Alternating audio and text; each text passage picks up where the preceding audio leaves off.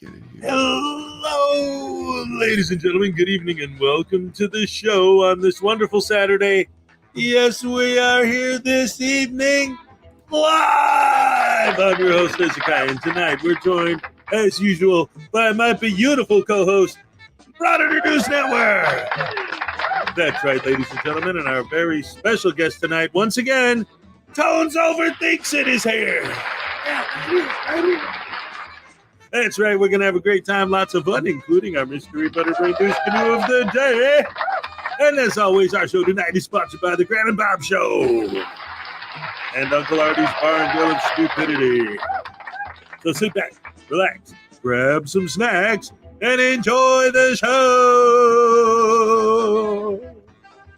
All right. Hello, ladies and gentlemen. Welcome to the show. Oh, man, it's so good to be back. Oh, man, I took the last week off to go visit family up in Wisconsin. It was fun times. Had a great time. Actually, Maggie from the Frater News Network, she came up there and hung out for a little while. We did some stuff. We got some videos coming with Cupcake and Frauditor or News Now Voodoo. It's going to be all good stuff. Anyway, ladies and gentlemen, tonight we have, of course, Frater News Network and the one and only Tones Overthinks It is here. What's up, everybody? All right. How's it going? Going fantastic. Some of you may or may not know, I did put out a little video talking about a certain frauditor that I hadn't mentioned for a long time. And let's just say what I called him out for doing and what I wholly expected him to do because he is a massive hypocrite. He did. That's right, ladies and gentlemen. Tones Overthinks It put out this little video that, of course, about Amagansett Press, that, of course, was taken down by Amagansett Press. And for those of you who didn't see it, now that he had it taken down, why don't we watch it right here, right now, live on this show? Yay! All right, and then we'll get back and talk about what happened. Ladies and gentlemen, check it out. This thing's a banger. I love it.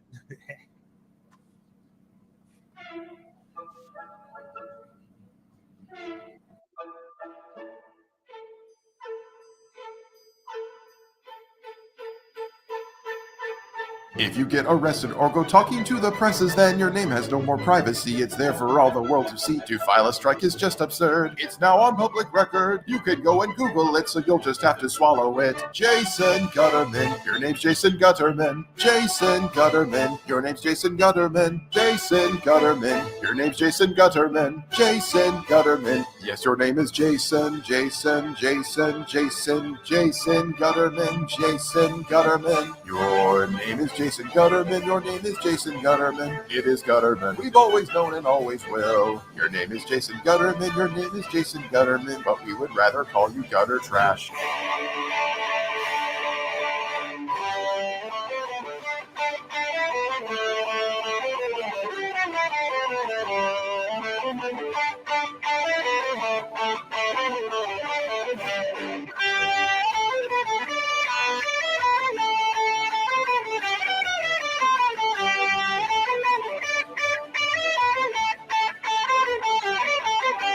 When you do things shady like pepper spraying some old ladies, then no one will leave you alone, because that is shit we don't condone. Your life is such an epic fail. They're gonna make me sleep in jail. It's a consequence for your actions, and to be honest, I couldn't think of anything to write for this part of the song, so I'm just stalling for time till we get to the finale. Your name is Jason Gutterman, your name is Jason Gutterman, your name is Gutterman. You could just go and Google it. Your name is Jason Gutterman, your name is Jason Gutterman. There's nothing you can do, so go eat shit. Your name is Jason Gutterman, your name is Jason Gutterman. Your name is Gutterman, it's what you get for being brash. Your name is Jason Gutterman, your name is Jason Gutterman, or gutter trash. Your name is Gutterman, we have always known. Your name is Gutterman, and we always will. Gutterman, Gutterman, Gutterman, Gutterman, Gutterman, Gutterman, Gutterman, Gutterman. Your name is Jason Gutterman. Your name is Jason Gutterman. I could say it, so just go and kick rocks.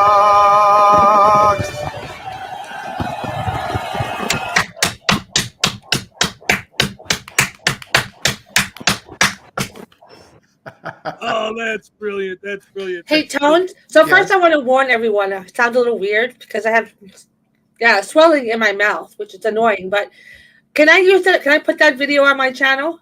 Absolutely. The fact of the matter is, I'm actually waiting to find out if it gets reinstated, because, like I said, it'll be a hell of a victory lap. But rest assured, I intend to do the full PayPal Patty treatment with this video. If you want to put it on a stream or feature it in a clip, go for it. You know, I wanted to put that whole video. I wanted to put it on my channel before, but I thought, let me just wait until Saturday to ask you. And so I'm asking you. I want to just as is on my channel so everyone can see it. If that's okay with you, I would love to do that. Go for it. All right. I love that video so much. Like on a scale of 1 to 10, it's like a 100. Yeah, it's definitely. I gotta say, I've never had so much fun making a video before, especially when considering the subject matter. You know that it's about Amagansett Press. You know, because he's among the frauditors out there that got me to stop talking about them, because, God, just the frustration that would come from watching their videos and watch them get away with it. And then when I heard news, this whole thing started because Frater Troll let me know that Amagansett Press started putting privacy strikes on his videos for saying his name. And I'm thinking, well, that's kind of ridiculous. His name is like in 12 different news articles. I showed the screenshots of him in that video. So yeah, what's his name? Glad to hear you're doing okay. Yes, but yes. yeah, the fact that he's doing that, I'm thinking, okay, fine. If he doesn't like people saying his name, I'm going to make a video where I just say nothing but his name. And, I'm doing the road trip arc right now. So I'm going to be, imitating a few different content creators' backgrounds and styles.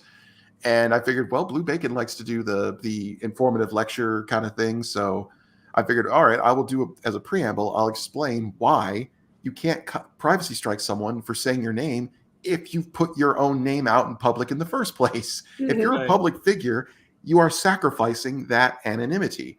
I mean, the reason nobody knows my name is because I don't put my real name to anything. That's the point. If he never gave his real name, if he never got arrested, if he never, wrote, one of the things I put was a letter he wrote to the editor of a newspaper. It's like, well, you signed your name. You gave that to the media. And the multiple articles about his arrest in Florida, they knew his name. That his name was considered newsworthy and not private.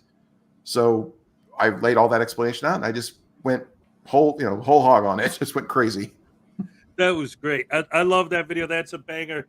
Ray and I watched it last night together. We were laughing our asses off. That was hilarious. I watched it many times, and it never gets boring. I prefer the full one where you actually say, "Well, why say his name when I can sing it?" I love that part. Yeah. Now, for people who are probably going to call it out, that was heavily inspired by a incident, which oddly enough is not that different. The comedian John Oliver, who he was criticizing a huge coal CEO or coal company CEO, and the guy filed a lawsuit, clearly a slap suit, just frivolous. And after it was dismissed, he did this massive musical number, which was basically, the guy was Bob Murray. And the thing was literally called, "Eat Shit Bob," like the whole song. And he was dressed in a similar outfit, hat, and all that stuff. It's like, you know what? I that was a great performance. I'm going to channel something like that, because it's the truth. You could say these guys' names. They're out there. They made the choices. Right.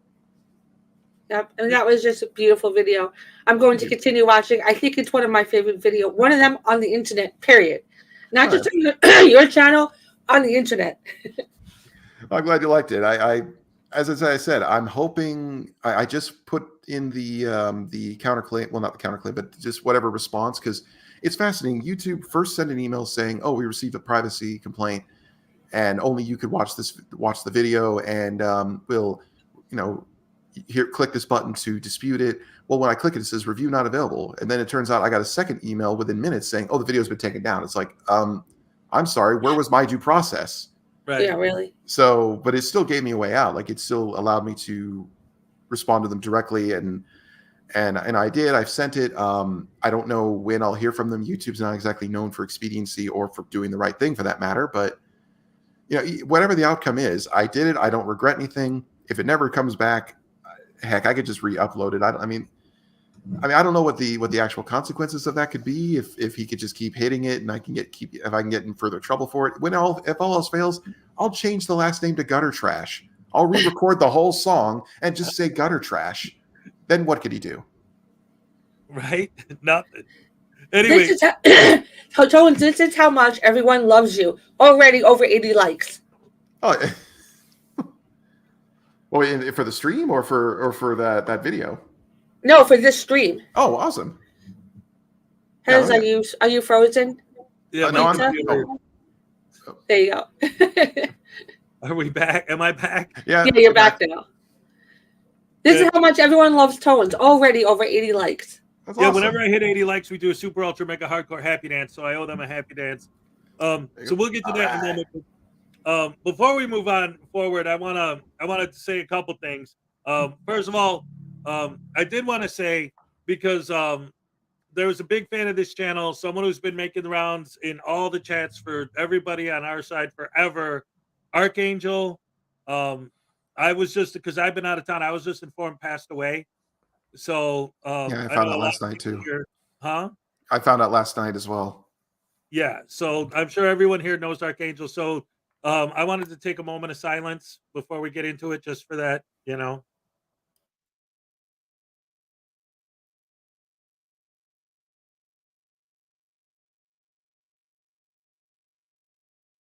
All right, God bless the family and everyone. Thank you for that, guys. But yeah, to get back into the fun, yeah. All right, having a good time. This whole thing with the Amagansett Press thing is so ridiculous. He's hit me before too. Yeah. It's like, but somebody told me that he was trying to copyright his name, and I don't know. Do you remember who Ernie Wayne Taltalgett is? It doesn't ring a bell. He was the guy who a couple of years ago he got on our radar because he went to court and he was dressed like he had the jacket with the fringe. He looked like Davy Crockett with the big hat. Oh, God. And he had a big sign, the no trespassing sign. He was wearing on a necklace over his neck in court. Oh, wait. What's this guy's name again? Ernie Wayne Taltalgett. Oh, okay. Yes, that guy, the sovereign citizen guy. I don't know why. I guess I've read his name, but I never heard it pronounced. Yeah, he copywrote it. He has a webpage dedicated to, if you use my name, I'm going to sue you for like $10 million or something. Yeah. So yeah, I doubt I did a whole video where I was just saying his name over and over while reading that. Yeah, I mean, believe it. I mean, rest assured, if the privacy strike gets overturned, I will be doing a victory lap where I will say Amagansett Press's name many times over. Yeah, that's awesome. That's a lot of fun. But again, it looks like I owe people a happy dance because we're already over 80 likes. Ray, are you going to join me for this one? No? All right, here, let me get. You're actually over 100 likes. Now we're over 100? Yep. Holy Yes. hammer sauce. Everybody loves Tones. This is unprecedented. This is awesome. And I'll tell you what, guys, this is cool because for those of you who haven't been checking out the Poster 7 podcast, they've had 2 episodes so far. The first episode was Tones. The second episode was Maggie. And I've had both of them on my show before. All right. Yay. Well, I was gonna say you're next, man. Frauditors, Frater Troll's got to get you on there. Yes, that would be awesome. But anyway, let's go ahead and let's do this super mega ultra hardcore happy dance. They usually don't come this early in the show, but I'll take it. You guys got to get something for your likes, so here you go.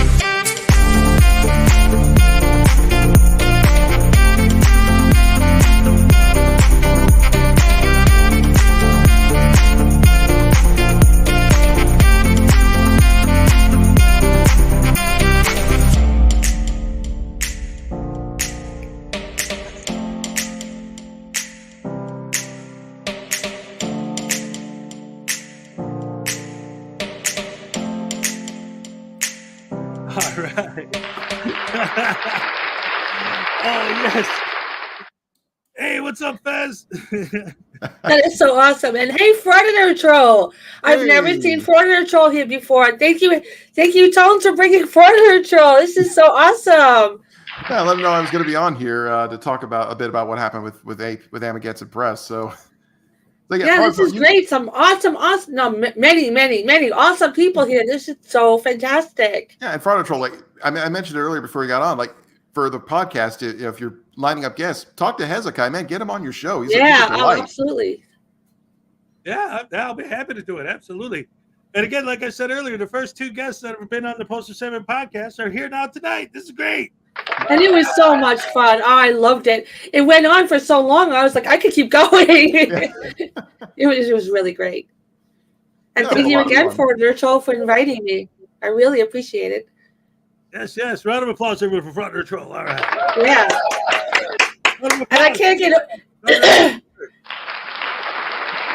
I still can't get over the beginning. I said I'm number 2, and then I realized what I said, and I was like, "Oh my god, it's so embarrassing, but so good. You have to keep that in." And of course, ladies and gentlemen, round of applause for our guest, Tones Overthinks It. Absolutely, yes.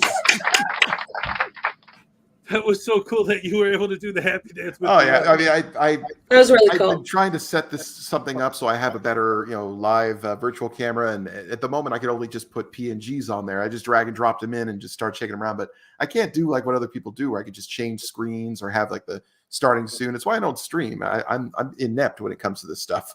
Mm. Well, yeah, it takes some practice, but once you get it going, it's all good. It's a lot of fun. Another thing I wanted to say to you, I've been thinking about this ever since I got you scheduled to be on the show again. I just wanted to say from the bottom of my heart, and I'm sure that a lot of people that are here agree with me. Thank you so very much for tossing that creepy ass avatar into space. Oh yeah, yeah. That was in my hiatus. I thought to myself, I was like, well, I'm just a static image. I need to give people something that moves. I said, well, let me try AI animation. It was so cursed. Yeah, that was horrible. Like, it was the moment I saw it, it's like, nope, I am getting rid of that damn thing. Yep. Oh man. Well, anyway, why don't we go ahead and get this started with a Tones Overthinks It video. Yeah. Right.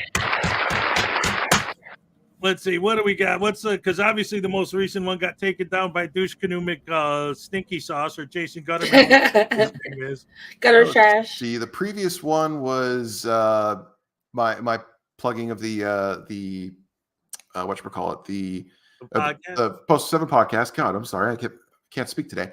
Right. Before that, what was I doing before that?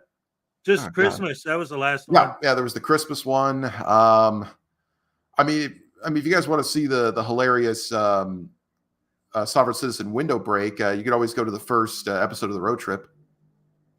Oh, that's always fun. The Yep. epic window break. Yeah. Yep. That's the one. It has a little intro at the beginning, but that's all right. It's fun.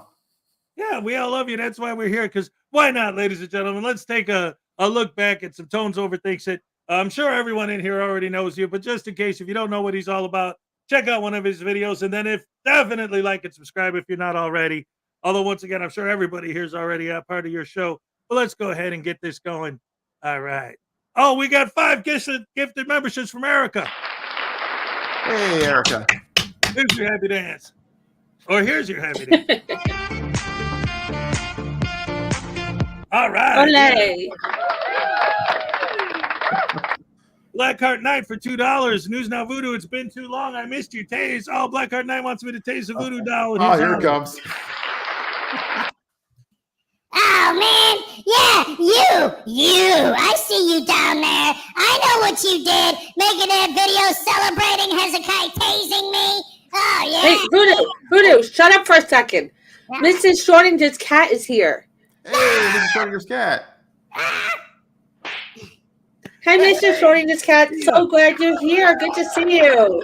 Yay. Yeah, Hez, it just occurred to me. Why don't we play that video, the one that features your, the voodoo tasing? That's number 6. Oh, all right, cool. Yeah, why not? Yeah, the episode 6, Future Sovereign Citizen. Proto Sovtar versus Mr. Sparky. All right. Yeah. Yeah, 'cause I'm thinking, hey, I'm on your show, man. Let's feature you at your cameo. Oh, all right. Yeah. Thank you so much. Yeah, I appreciate that. But real quick, let me just throw this out there for Blackart. Just a short, quick one, since there's going to be one in here anyway. Oh no, I thought, oh man, Tones was gonna save me. He talked you out of it. Now I'm getting it anyway. Highway Star for $5. This is going to be wrong for you, and did you know it's going to be right? Hey man, not only did I poo on your Pink Floyd records, Highway Star, but I got Boston, R.A. Speedwagon, Ted Nugent. I got all of them. Good luck getting the poop out of the grooves on those records. It's gonna ruin your needle too. Yeah, I can't wait. Ah, crap! Oh, oh, no!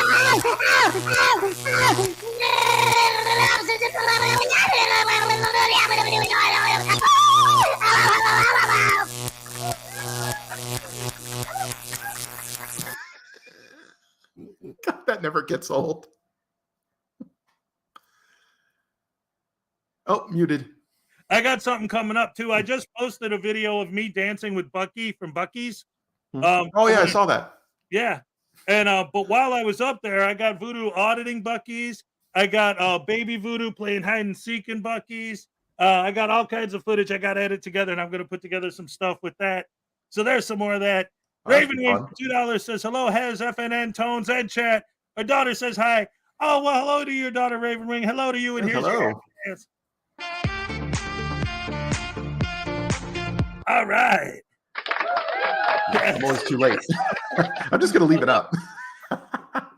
You know what I'll do from now on? Whenever a happy dance is coming, like now, like I'll give you a count off so you could join. All right. All right. Frater Troll with a 19-month membership milestone. Good evening, everyone. All right, let's do a happy dance for Frater Troll. All right. Yeah. Hey Fez, what's up? Oh man, I got so many. I got a bunch of these too, that I've collected over the time. Like I got some honorary ones. I got this one. I hate you. And I got this one. Okay. What? No, just keep going. Well, no, because at that time I had a storyline going with Graham where Graham was a guest on my show. And the Bobs were mad at me because I didn't invite them. I only invited Graham. That's why he says I hate you at the end. And then I got this one from Hank's Corner from when Miss Mandy was on. All right. And then I got a custom one from Dick Bag when he was on. All right.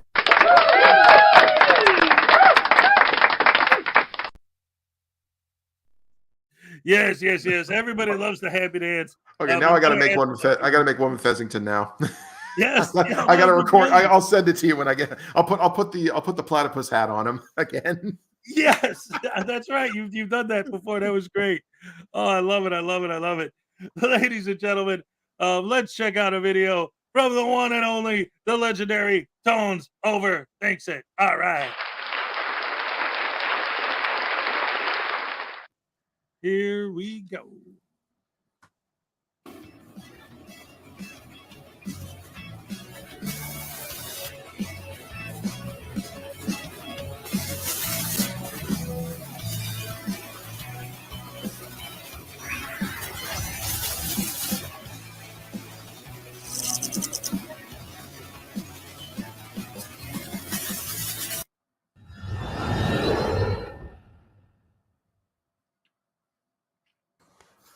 What's up, everybody? Welcome to Tones Overthinks It, the show where I think too much to make up for the people who don't think at all. As you can see, Fezzington and I are still out on the road, haven't quite made it back to Earth yet, but hey, doesn't mean we can't stop and see the sights. You had to stop and ask for directions, didn't you? Of course not. This place was totally on the itinerary. Anyways, while we all have you here, let's check out a body cam video, shall we? Sure, this one should prove most shocking. Right you are. This video comes courtesy of Lens of Law. I'll link the original video and his channel in the description. Be sure to go check him out. Now, without further ado, let's roll the video. On June 4th, 2023, in Marshfield, Wisconsin, Officers were dispatched to a local Walmart to conduct a welfare check. Why can't you sound more like that? California desert, winter, windy season, allergies, you do the math. A report had been received regarding a male on the premises holding a cardboard sign, How are you? and when approached and asked to depart, he became argumentative with the staff. We're all with him. Trying to get a job. Yeah? What's your sign say? Please help. We'll work. Good. God bless. Okay. I'm just trying to get a lawn mowing job, I hope. Trying to get a lawn mowing job? Yep. I worked over there at, what's that one? Solutions. Okay. I got a job there last year. Okay. So I was working there last year, but he didn't hire me back. Didn't hire you back? No, I mean, I could go back probably, and work for him a little bit, but it was hard getting a ride because I don't drive. Okay, first things first, I take no pleasure in picking on someone who's homeless or out of a job. I get it. Times can be tough. Things don't quite go your way. It happens. Some people can pick themselves back up better than others, but that's not always the case. With that said, after having heard his voice, I know you're all thinking, this is totally going to be this guy in 2 years. So how do you make it all the way to Marshfield?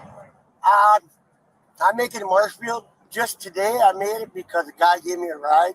Okay. He picked me up. Okay. Wouldn't it probably be easier to find something in Loyal? No, there's nothing in Loyal. There's nothing in Loyal? There's nothing. So you would have to get a ride back and forth from Loyal to... That's what I do, but I don't do it every day, sir. Again, can't say for sure. He may legitimately be someone who's in need, but with that said, professional panhandlers have a tendency to operate away from their place of residence because of the off chance that someone they know will see them. I've heard plenty of stories from friends and family about people who are at parking lots or on the corners with signs, asking for handouts. People tend to give them, and then they notice at the end of the day, they walk a block down to a parking lot, get into a relatively nice car, and drive away, probably to the next city or 1-2 cities over where they actually live. I believe the appropriate title for people like that is A bullshit artist. Okay. I'm just out here just today. Okay. I'm not out here every day. Okay. Well, what we're running into right now is Walmart came and asked you... Yeah, they came and asked me, but this is Walmart parking lot, this is state property, and this is state property. It's not. Yeah, it is, because this is actually a state road. It's not Walmart parking lot. Everything that's Walmart parking lot is X'd off and crossed off. This sign is actually state property because it's paid for by the Department of Transportation, and the concrete I'm sitting on is paid for by the Department of Transportation. Ah, geez, just when I think I found a body cam video that doesn't involve a frauditor or a sovereign citizen, surely enough, we got a guy who's a proto-version of one of them. Well, time to see which one he evolves into. $10 says he claims a private business is public property. You're on. Okay. And I can't stand. I can't stand because I broke my ankle. I'll show you. This is a parking lot. That's the roadway. I know. But this right here is the roadway. No, it's not. Yes, it is. No, it's right not. there. This Look, the cars are traveling on the roadway. I've dealt with you before over by McDonald's quite often, and it's always the same thing with you. McDonald's either. McDonald's is a public property. Okay, Look at my ankle, though. I'm saying I've had talks with you before, sir, and it's always the same thing with you. You get confrontational with everybody. That's because I know the law. No! Yeah, it's not because I'm being confrontational. Yes, it's you because are, right I'm away. explaining the law to you. Aren't you on probation, too? Yeah. Why am I not surprised? Yeah, this here, I know what you think. No, I do more than think. This is Department of Motor Vehicles. It's a parking lot. No, it is not. This is the parking lot. Oh, man. Okay, so Target has stop signs at their exits too? Target is not as good as Walmart, and I'm trying to get a job. Part of the street. Stop sign right down there by the pickup. It's not. Yep. It's not Department of Motor Vehicles Do- and do- Transportation. Yes, it is. Do you see a stop Walmart sign? didn't pay for that sign. The state did. But it's common to see stop signs in front of grocery stores or other anchor stores in shopping centers all over the metro area. And every one of these signs, since they're on private property, are not enforceable by police. That's a private parking lot, and the signs are there as a general warning to drivers that people will be walking in and out of the stores and to watch out for them. Do you see a stop sign? The state. So I wanted to stop there for a second because I remember when you first posted this, I covered it on my morning show, and we were talking a lot about that, and it's Yeah. like they have no idea, and I get that. I mean, like in general, I'm not sure that the average person understands the difference between stop signs in a parking lot and that, but they are. I mean, it's the business puts them there for the customers. It's not a legal thing. Exactly. It's not legally enforceable. Now, of course, that's not free invitation to go out and run them all the time, but they're there more just for people's personal safety. But it shows the point that the that the guy is trying to make. It's like, no, just because you cling to that sign doesn't mean, oh, I am now under the protection of public property. Like there isn't this invisible bubble that suddenly makes you exempt. Right. And that's the thing too. It always seems like all of these, especially the frauditors with with the substance or whatever too, but with the frauditors specifically, it's like holding a camera in and of itself automatically makes you exempt from everything. Yeah. And the conversation that I've had is like, because I'm engaged in a First Amendment protected activity. So by that mentality, by that rationale, I could go out and shoot a bunch of people, but I'm engaged in a Second Amendment protected activity, so that makes it okay. Yeah, I mean, or I could just go and rob a bank, but as long as as the entire time I'm doing it, I'm giving my thoughts on the on the economic situation in in the U.S. or something, or expressing a political or religious view. I'm engaged in a First Amendment activity, so therefore any crime I commit in the process of that is it can't be done anything. It's like, no, it doesn't. Like you can still commit a crime while exercising a First Amendment activity. Right.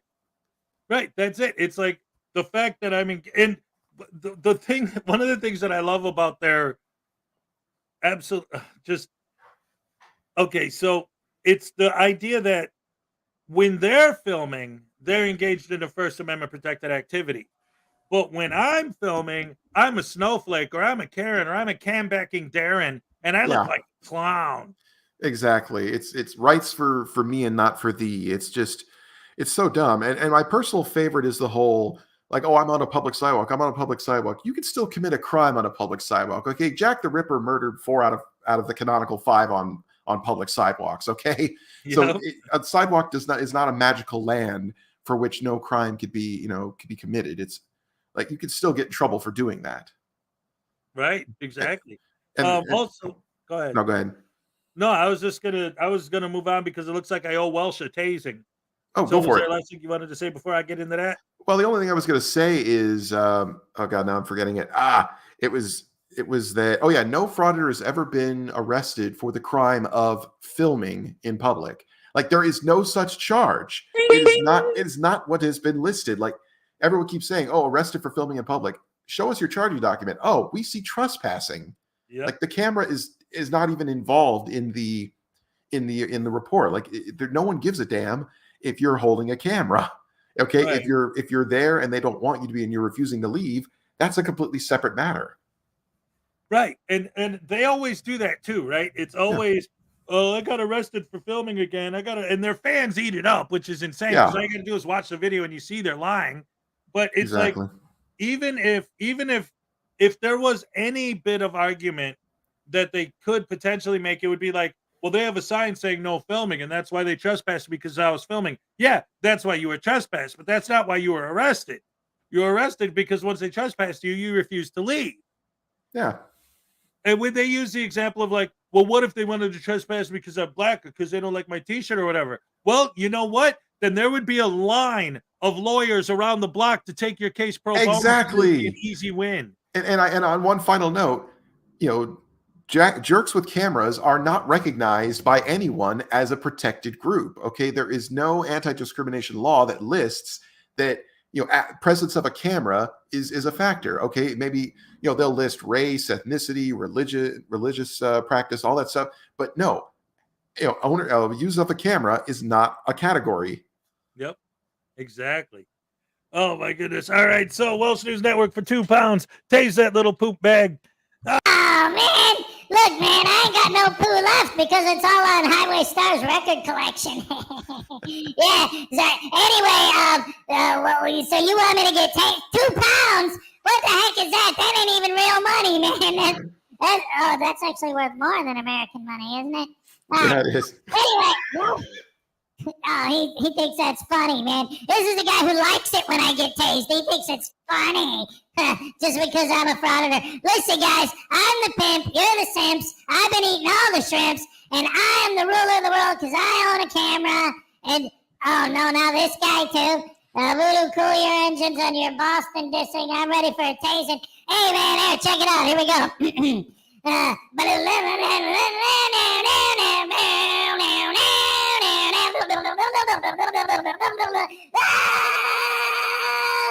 Well, it's been such a long time since I got a tasing. I'm gonna poo on you because that'd be amazing. Right? Oh, Paul Collins for $5. So glad to see you back online, Tones. You're killing it lately. Taste. Another one. What's wrong with all you people? Why do you want me to get tased so bad? Just because I'm a frauditor? Ow! Tase old ladies! Ow! Pepper spray them!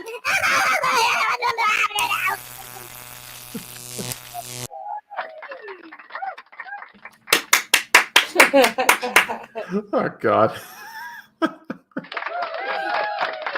Oh no, the special effects are still on, Hez. I thought you were a professional. Turn them off. All right.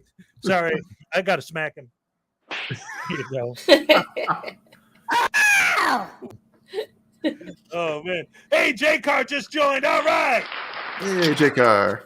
There's a happy dance for J-Car. Oh, wait. Let's count it off so that Tones can join us. Ready? I'll let Fezzington do the dance. Oh, wait. Oh, no. You There lost we go. the hat. Here, wait. Let me get mine back. Why not? We'll have a matching set. All right.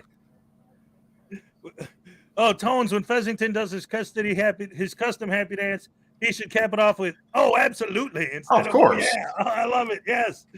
All right. Here we go. Ready? All right.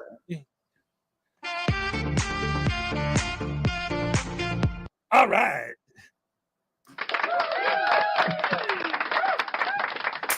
And here's a happy dance for Billy Yank. Here we go. All right. Yes. This is going to be great. Oh, Tones, man, you have no idea because I'm always, because every Saturday I'm gathering up every time a guest does the happy dance with me, and I'm going to put together a compilation. And I already got 2 clips of you. This is going to be awesome. Oh, yeah. Yes. All right. So anyway, this is so. I love this show. I love you guys, man. I missed it. I missed you guys when I was gone for the last week. Likewise, man. I always wake up and I see your show is already in full swing. I don't know how you do it, man. I mean, then again, I'm on the West Coast. You're several hours ahead of me, but yeah, it's like it's the first thing I see when I wake up every morning. And lately, I've noticed, you weren't there, and it's like, oh God, I hope everything's okay. Then someone said you're on vacation. It's like, oh, okay. Yeah. I was thinking like, oh man, where is he? Because my wife got the kids, my ex. Oh. So sounds bad. Oh, you're freezing up Oh there. no, pizza.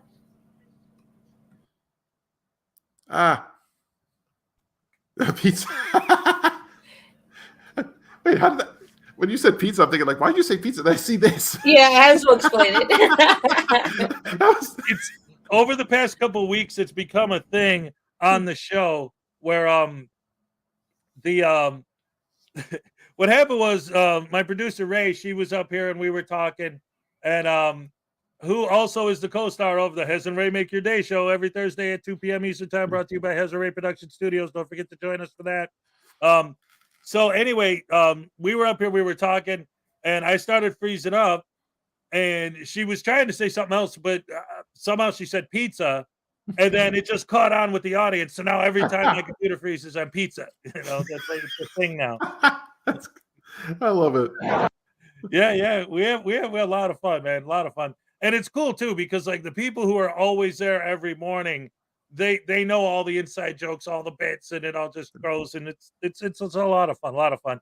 But anyway, what was I going to say? I was looking at the happy dances again because guess what? We're over 138 likes, and I always promise everyone that they get the super mega ultra happy dance at 80, 100, 120.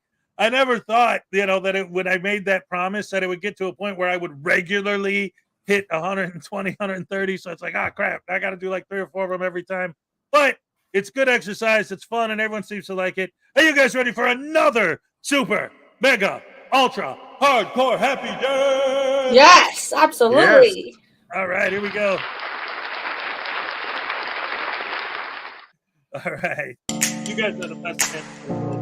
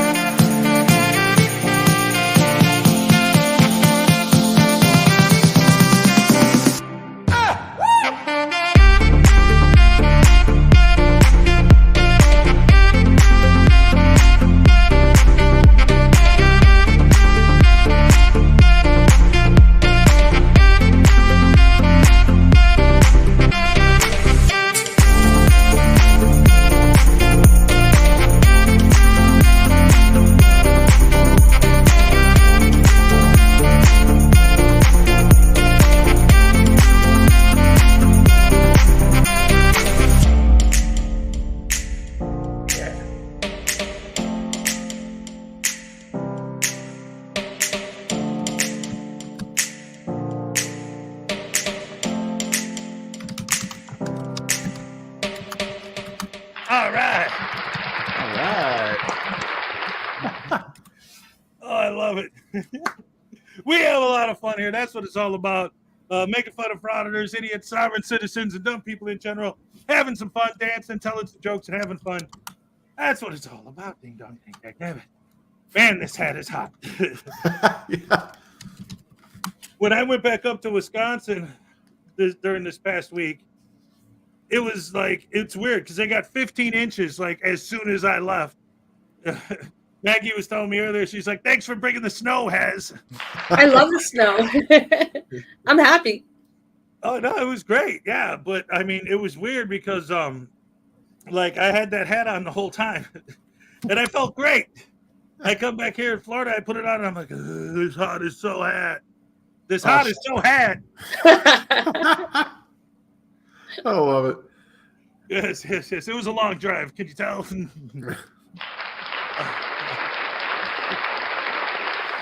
Anyway, ladies and gentlemen, back to the video. Oh, man, this is great. Thanks for being here, Tones. Hey, my pleasure. Paid for that stop sign because it's a motor vehicle transportation. So you know all these laws, but you can't get a job. Yeah. Okay, so to expand on this a little more, yes, technically these stop signs in your average grocery store parking lot are not legally enforceable by the traffic laws or the cops, but nonetheless, you are still encouraged to adhere to them in the interest of everyone's safety. But with that said, these signs belong to the property owner. They were installed by the property owner. They were paid for by the property owner. The state, the DMV, they have nothing to do with it. Who's your probation agent? And he knows What's your name? Joseph. And he knows I do this. I'm sure he doesn't know you He talk knows I like do this. this. He doesn't know you He talk knows like. I do this. He doesn't think you talk like this to officers, does he? You're trying to tell me I don't know the law. Because you don't. I'm gonna be calling off hours about you, how you're acting. I don't care. I'm not on any drugs or alcohol. It's the attitude. No, it's not no attitude. And he knows me because I'm an 8-time felon. Well, good for you, I guess. Someone who is proud of how many felonies they've committed. That's a new one. No, I told them that this is their parking lot. This is Department of Motor Vehicle Transportation by the state of Wisconsin. You're misunderstanding. This is on the state of Wisconsin You're too. misunderstanding that, Joseph. No, I'm not. Yes, you are. I know my law. You have a house. Then why are you sitting here acting like Because you I'm are? trying to get a job. It's called I already got soliciting. a couple jobs last Okay, year. we'll write you a loitering ticket and I'll call probation then, okay? Go ahead. Hey, if you file that loitering ticket, you know I'm going to fight it because I'm not loitering.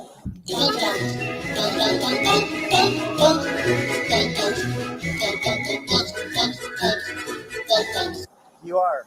No, I'm not. Okay, do you have a phone? I'm a customer. Do you have a phone? You're not a customer. No, my phone was just stolen. They asked you to leave?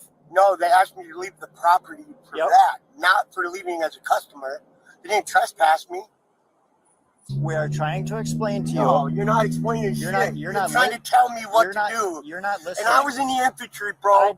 I was going to be a cop, and I was going to do the same shit you did every day. Okay. Okay, are we absolutely sure this guy isn't Josh Lanto? And I was going to be a hell of a lot more respectful about it. Okay. I know the law. It's a traffic ordinance. If somebody runs it, does Walmart write the ticket or do you write the ticket? To be honest, we can't enforce these stop signs. Well, you're supposed to. We can't. Well, you should. You're harassing me. I am not harassing you. We Yes, got you are. a call up here. And you were asked to leave, but you didn't. You gave him attitude. And that guy's even worse because he won't sit there and acknowledge. What's that? He won't sit there and acknowledge. You're not acknowledging. No, I'm not wrong. Because if You I was are. wrong, you'd have me in cuffs and you'd have me gone. Be careful what you wish for. Should I call and ask them if they want you trespassed? And as soon as you're trespassed and you don't leave, then we'll arrest you? You can't arrest me. I'm not on your property. Wrong! I can. No, you can't. Okay, I'll call and ask if they want you trespassed. And I'll make sure that when I sue you, I'll get all your money. Okay. Officers spoke with the employee complainant and confirmed that they wished for Joseph to be trespassed from the property if he did not leave voluntarily.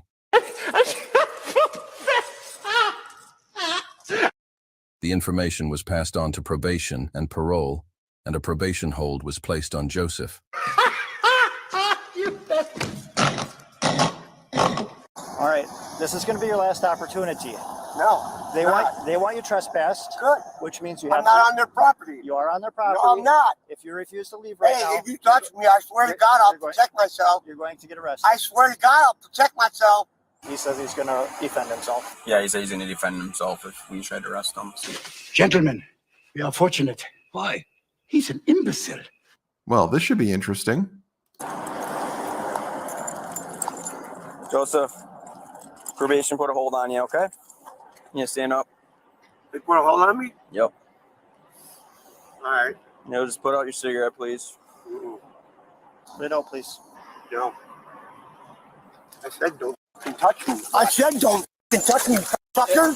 Come on. Yeah. Take me. There's the possibility of electrocution. Yeah. Under arrest. Motherfucker, take me.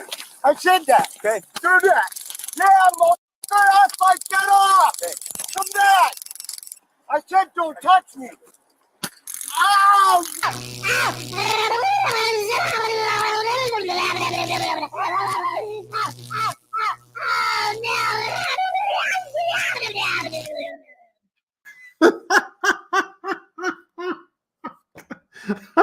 I love that. That's so freaking funny. Look, if you're not subbed to Hezekiah over on Frauditor Follies, go sub to him. That man's a national treasure. And I meant every word. Oh, you're under arrest. Go on, just put your arms on your back.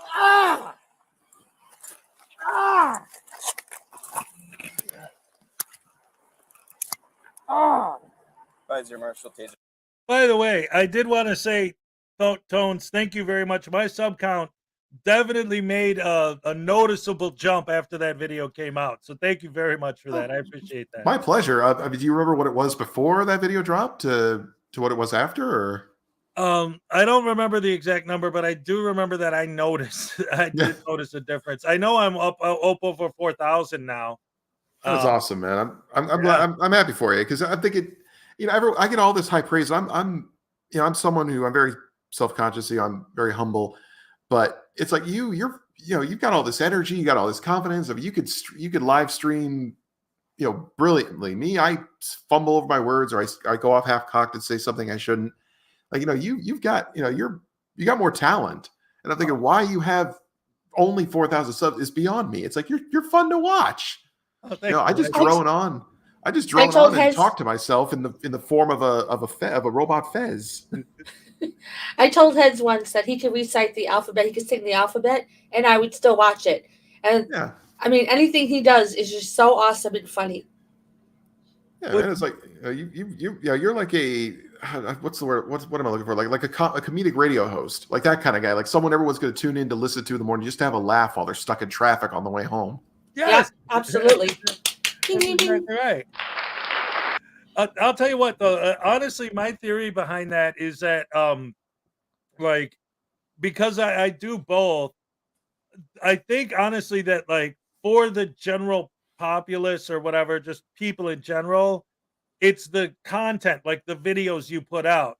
Because I live stream 6 days a week, twice on Thursday, but the algorithm's not hitting those because it's not videos. Like short, you know what I mean? I think if I started popping more of those out, then that would probably increase my sub count. But I don't know. It just seems like the live streams don't really, or maybe because it's too early in the morning. I don't know. I mean, it could be it, but I would say you're entertaining. I mean, you could always do. I think KFR does it sometimes. He takes like highlights from live streams and he just packages them as videos and uploads them later. So that way, if you've got like a 3-hour live stream, instead of watching the whole 3 hours, like, oh, here's a 5-minute clip of just a really funny moment. Yeah, that's not a bad idea. I've thought about it. I actually have made some videos where I've done that before a little bit, but that is something I definitely should look more into. Because that is one of the things, like I cover so much on the morning show that when I start looking for, okay, what do I want to cover in my next video? It's like, oh, well, I already talked about that. Oh, well, I already talked about that. Oh, well, I already talked about that, So yeah, maybe that would be my best bet. I got someone wants to say hi to you guys. Oh, thank you, Mr. Hezekiah. Oh my gosh, baby Voodoo. Oh, it kills me. Baby Voodoo, I love you. Oh, yeah, it was so nice meeting you the other day. Thank you for coming to visit me. It was so nice meeting you too. Yes, thank you. So, hello, Mr. Tones. How are you today? Oh, I'm doing very well, baby Voodoo. Thank you for asking. Oh, you're so nice. And Mr. Fessington, it's so nice to meet you. And oh, wow. Hey, where's Pretty Lady? Oh, I see her down there. Hi, Pretty Lady. Good to see you again. Yes, hi. She's waving at me. All right. So anyway, I just wanted to say hi to you guys because it isn't a Hezekiah show if I don't make my appearance. Ding dong dang dang nabbit. All right. Next time you guys want my daddy tased, can let me do it, please. I love tasing my daddy. Okay, guys. Thank you. I'll see you later. Bye. Oh, and I saw Unclean Hands was here earlier. Thank you, Unclean Hands. He used to, I used to live in his house. And then Hezekiah got me. Thank you, Unclean Hands, for being wonderful. Hope you get well soon. Bye.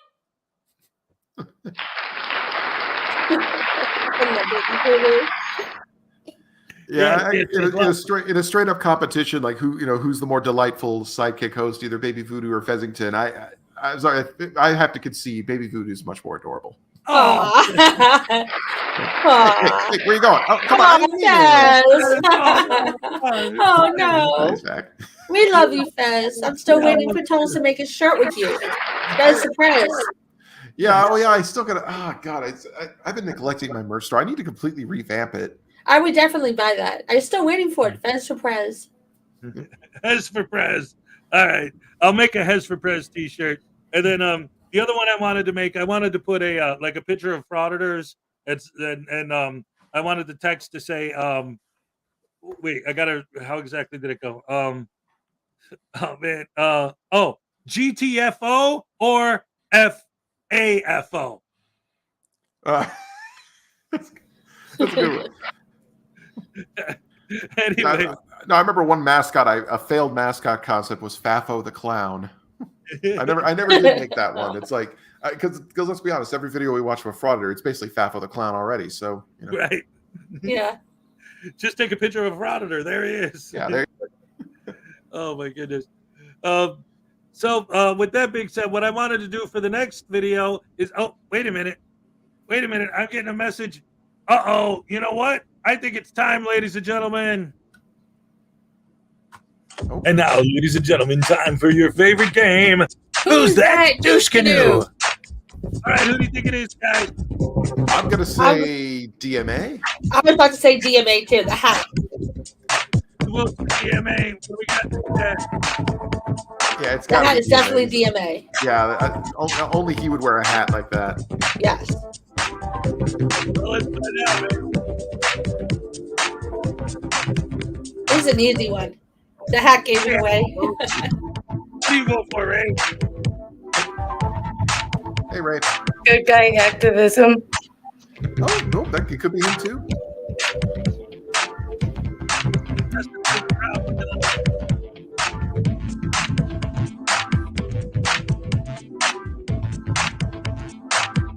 P. Barnes voted me.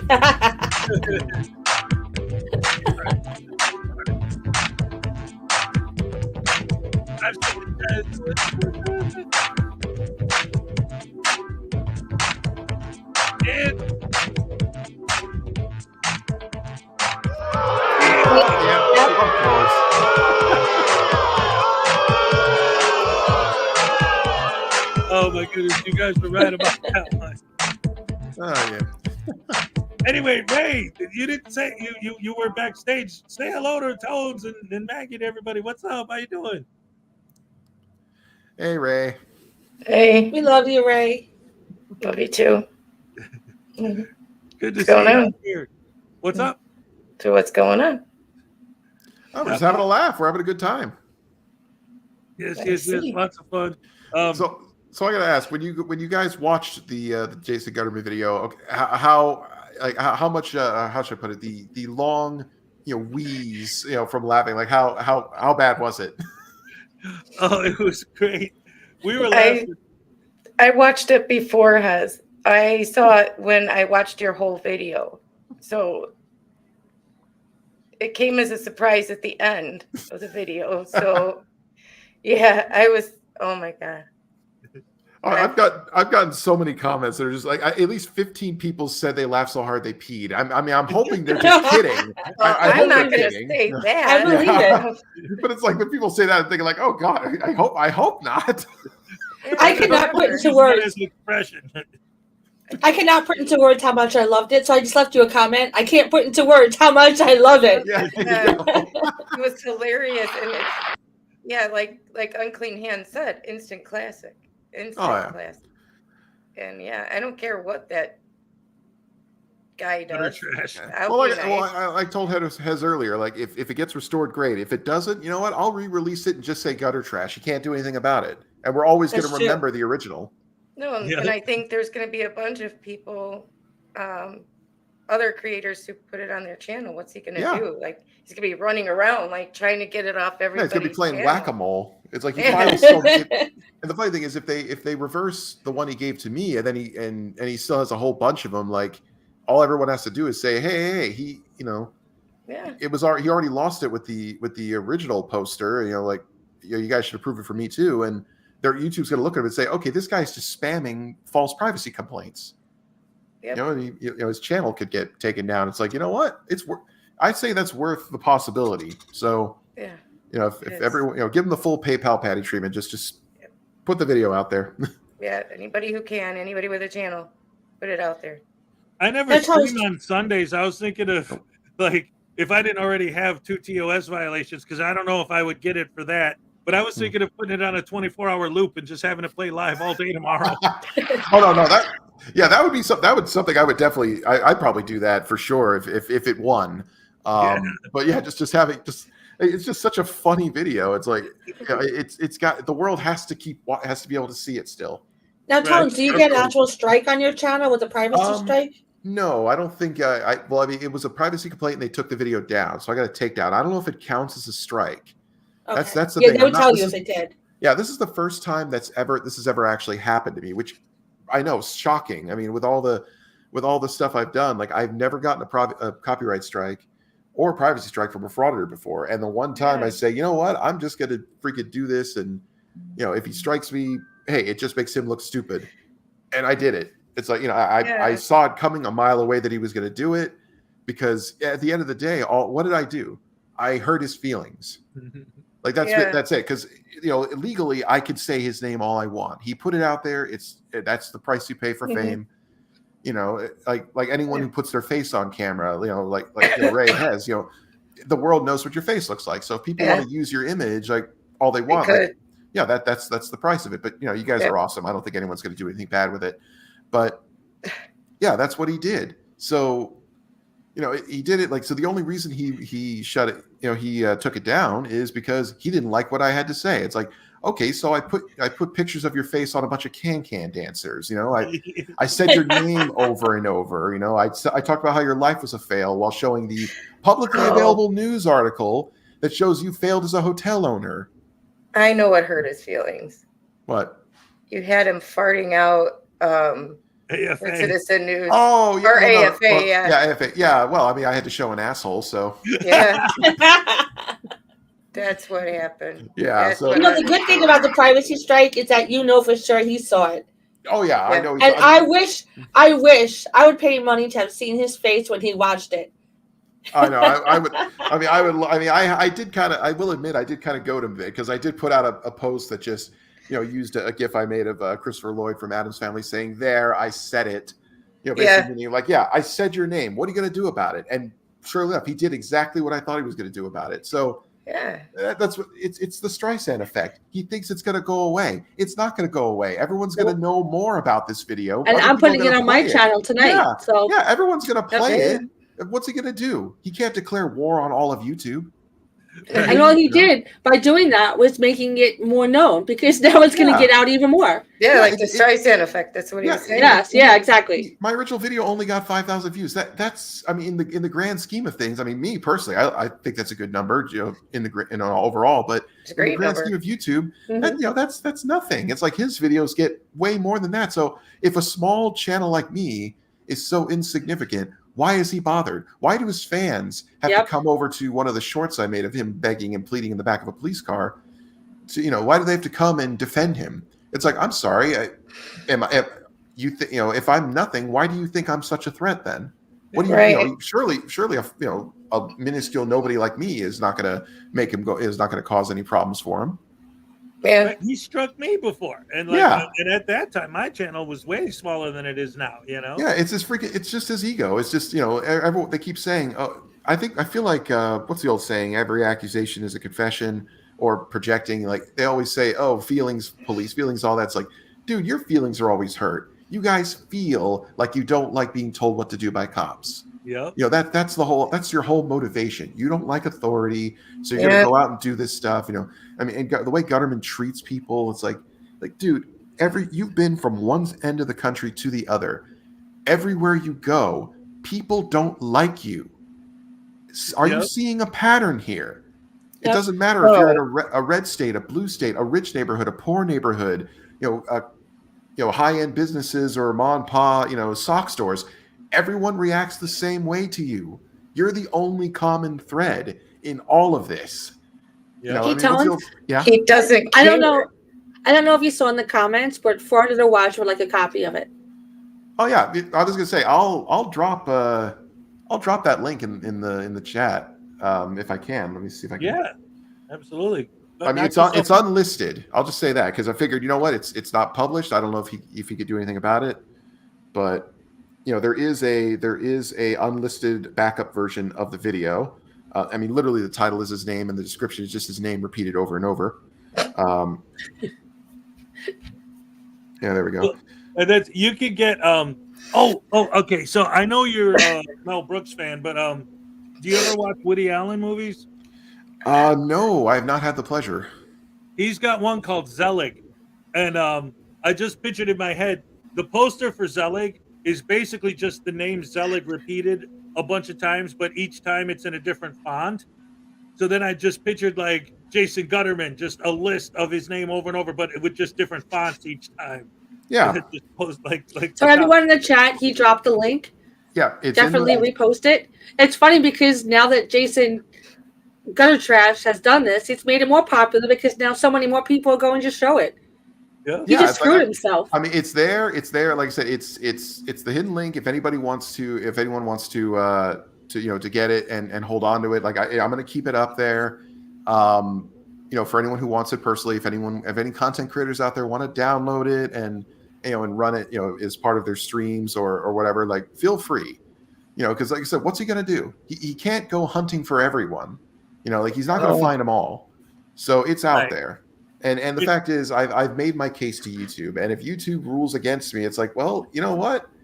Like we're gonna have to have a serious conversation about YouTube's adherence to policy and their ethics, because this will be the third time they have woefully let us all down. First time was they didn't demonetize DMA despite the petition showing, hey, he was convicted. He literally has a video of himself breaking the law, and in a court of law, it has been proven that he did it.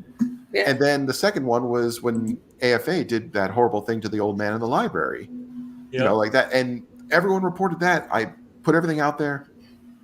Yeah, Blazing Saddles is my number one. I'll do my top 5 in a minute, but yeah, the AFA video, I was so sure that YouTube would have seen reason and said, you know what, this is just wrong. I mean, like, you can't put a video of you accusing an innocent committing defamation against a person, especially some old man who did nothing wrong. And the documentation from the police department, it's all about money. Yeah. The documentation I was thinking the same thing. Established he did nothing wrong. They made that conclusion. The investigation was closed, and yet YouTube did nothing about it. So if they do nothing about this, if they rule in his favor, it's like, I don't know. I mean, as much as I love making videos on YouTube, it's like, I don't know if I want to be associated with a platform that does this stuff. Right. And you sent them, I'm sure everything you got was from a public. Yeah, I sent them three. There was a character limit. I emailed them 3 links to 3 different news articles that have his name printed, including one of them, which was a letter to the editor when he was having his spat with Alec Baldwin. Like, it was literally a letter to the editor he wrote and signed with his name. Yeah. Right. So, I mean, he's a public figure. He cannot have that expectation of his name remaining out of people's videos. I mean, if YouTube rules against me, if I have any opportunity for rebuttal, I tell them, like, you do realize you're opening Pandora's box here. Any public figure could go and file a privacy strike against people saying something just because they don't like what they have to say. Mm-hmm. Yeah. Like any celebrity can do it. It's like it or not, we're all, to some varying degrees, celebrities in our own rights. Like, we have audiences. We have, we are willing to put ourselves out there. Our voice, our faces, or in this case, my artwork, of myself. We all do that. We have to accept what comes with it. I mean, if someone, if somehow, if a frauditor ever learned my real name, I mean, first of all, if they did, that would be considered doxing because I've never made it public. Exactly. But if I chose to make it public, if I chose to put my face out there and a frauditor wanted to talk about my real name all they wanted to, it would burn, but I couldn't do anything about it. I'd be accepting of that. He's not. He can't handle it. The way you can just see it in his videos. Like he just wants to shut down the conversation when, God forbid, it's not going his way. Mm-hmm. Yeah. Well, that's what they all do. Yeah, and last I checked, 3 of his videos have been taken down due to privacy concerns or privacy complaints, which, by the way, the difference is those people he went out and filmed never chose to put themselves out there. Okay, they weren't, like if they were just regular people, they're not public figures. They are private figures. They did not ask to be in the spotlight. And I love when these idiots say, well, if you were choosing to be on video when you left your house. You don't want to be on video, don't leave your house because there's no expectation of privacy in public. Like, yeah, that's why I decided to go shopping, because I wanted people to film me and post me all over the internet. Exactly. It's like and there's also something known as right to publicity, where when you go out there, if someone wants to use your image for your likeness and your audio for commercial purposes, like they can't do that without your consent. It's like who gave you the right to use my me for money? And I am going to do a video about this. I actually watch a lot of travel shows, a lot of walking tour videos, and it's how I enjoy them a lot. It's how I fall asleep. And I noticed the way these guys film these videos is nothing like what Amagansett Press does. But it's travel videos. Yeah. When a real travel video, they film a wide shot. So and no one individual or business is ever the focus. And they actually travel. Yeah, they actually travel somewhere. They'll just stand on a sidewalk outside a business. Yeah, they barely ever stop walking. And also, there was this great video, and I will say it correctly this time. Someone was doing a walking tour of Edinburgh in Scotland. I said England when I said this last time. Stupid me. But Edinburgh, Scotland. And there's this shot where it just shows this huge, view, and the horizon is below the center, which means the focus of the video is more the upper halves of the buildings and the sky. All the people in the sidewalks, they're lower. So when you're watching this, your attention does not get drawn to individual faces. Sure, there's tons of people out there, but none of them individually are the focus. Now, if you choose to focus on one individual or one storefront, now you are using that specifically. Here's an example. In Wisconsin, there's a show called Travel Wisconsin, and it's a travel show. And they go to different restaurants and places that people would have an interest in, and they get permission from the owners to go inside and to interview the employees, to see the inner workings of the company, to actually showcase the actual company. They don't just stand outside filming people coming and going like douchebags. Exactly. It's like the purpose of a travel channel is you're supposed to, show people a perspective, like what does this place look like? What is the experience like? And the idea that, going to these places, the experience is, people get upset and weren't getting pepper sprayed. It's like, no, that's not and Travel Wisconsin does some pepper spray people. Yeah, Pepper spray. I can't talk. That's fine. Yeah, I mean, when I go out during the day, I might be on 100 different security cameras and surveillance cameras in places, but they are not. I have the security of knowing they're not going to be putting them on YouTube. That is the truth. It's like that's the other thing too. I hate that stupid argument about you're being filmed all the time. Yeah, those cameras belong to the facility. What their footage is controlled. If you can request them, yeah, you can. But it goes through a process. If there is information no one wants disclosed, they edit it out. It's called redaction. They do it. But a person putting out a video unfiltered onto YouTube, that is way more, that has more potential to cause damage. Mm-hmm. Like, you could accidentally put someone's information that they don't want. Like, there could be someone who, like, when these guys go to film police stations, there could be someone who's secretly, going to let them know, like, that they're in an abusive relationship, that they're in fear for their life. Well, what if the person, finds out, or what if there's someone who's being a confidential informant and they're just showing up? It's like someone could see that video and find out that they're being snitched on, or that this person's going to the police. That person could get hurt. There's a lot of potential for people to get hurt in situations that they should have never been placed in from somebody filming. So you go to file a complaint that somebody abused you sexually, or any number of reasons that we can think of why you wouldn't want to be filmed in a police station or a post office, or somebody even just zooming in through a window outside of your bank. I mean, so many places. I mean, when they say, there's no a reasonable expectation of privacy public, like, there may not be a reasonable expectation of privacy public, but everyone has a right to personal privacy to some extent. and their image. Yeah, what do the frauditors tell people when they're like, well, I can't be, they don't want to be filmed for whatever personal reason. They're running from an abusive relationship, whatever. The frauditor always says the same thing. Well, don't go out in public. There's no expectation of privacy in public. So they're supposed to lock themselves in their house and never see the light of day because some idiot frauditor might decide they want to make money on a YouTube video. Yeah, exactly. Someone's right to life, liberty, and happiness takes a back seat to your wanting to make money on YouTube. And or I love how they say, "Oh, you're playing copyrighted music. That's prior restraint." No, prior restraint means you can't film it and you can't upload it. There is no First Amendment right to profit off of this stuff. Okay, you could post this stuff all day, every day if you want, and not make a dime. It does. The government can't stop you. But if you're trying to make money off of it, that's a whole new ball game. We're out of the Constitution at that point. We're now in, just civil law here. Like, people cannot profit off of somebody. They cannot exploit someone for profit. Okay, that went out with the 13th Amendment. Right. I've been saying that all the time. Like, you can film. Yeah, they say you can film government officials in the course of their duty, but you cannot profit off government officials in the course of their duty. And here's something to think about. The news, the actual mainstream media, who does turn a profit, like it or not, they do. I feel like Congress really should have put a stipulation there saying, you guys can't add ad revenue, or you can't make advertising revenue for that 1 hour a day you broadcast the news. You could do it the other 23 with your other shows, but for this one, it's public information, blah, blah, blah. But even the news, when they are filming stuff, you notice their B-roll footage, they don't focus on individual people. Sometimes faces are blurred or slightly out of focus, or they zoom in on something really tight where you just see people walking by so close to the camera that you can't make anything out. Like, they do that on purpose because they know that if they want to interview someone one-on-one, they have to consent to it.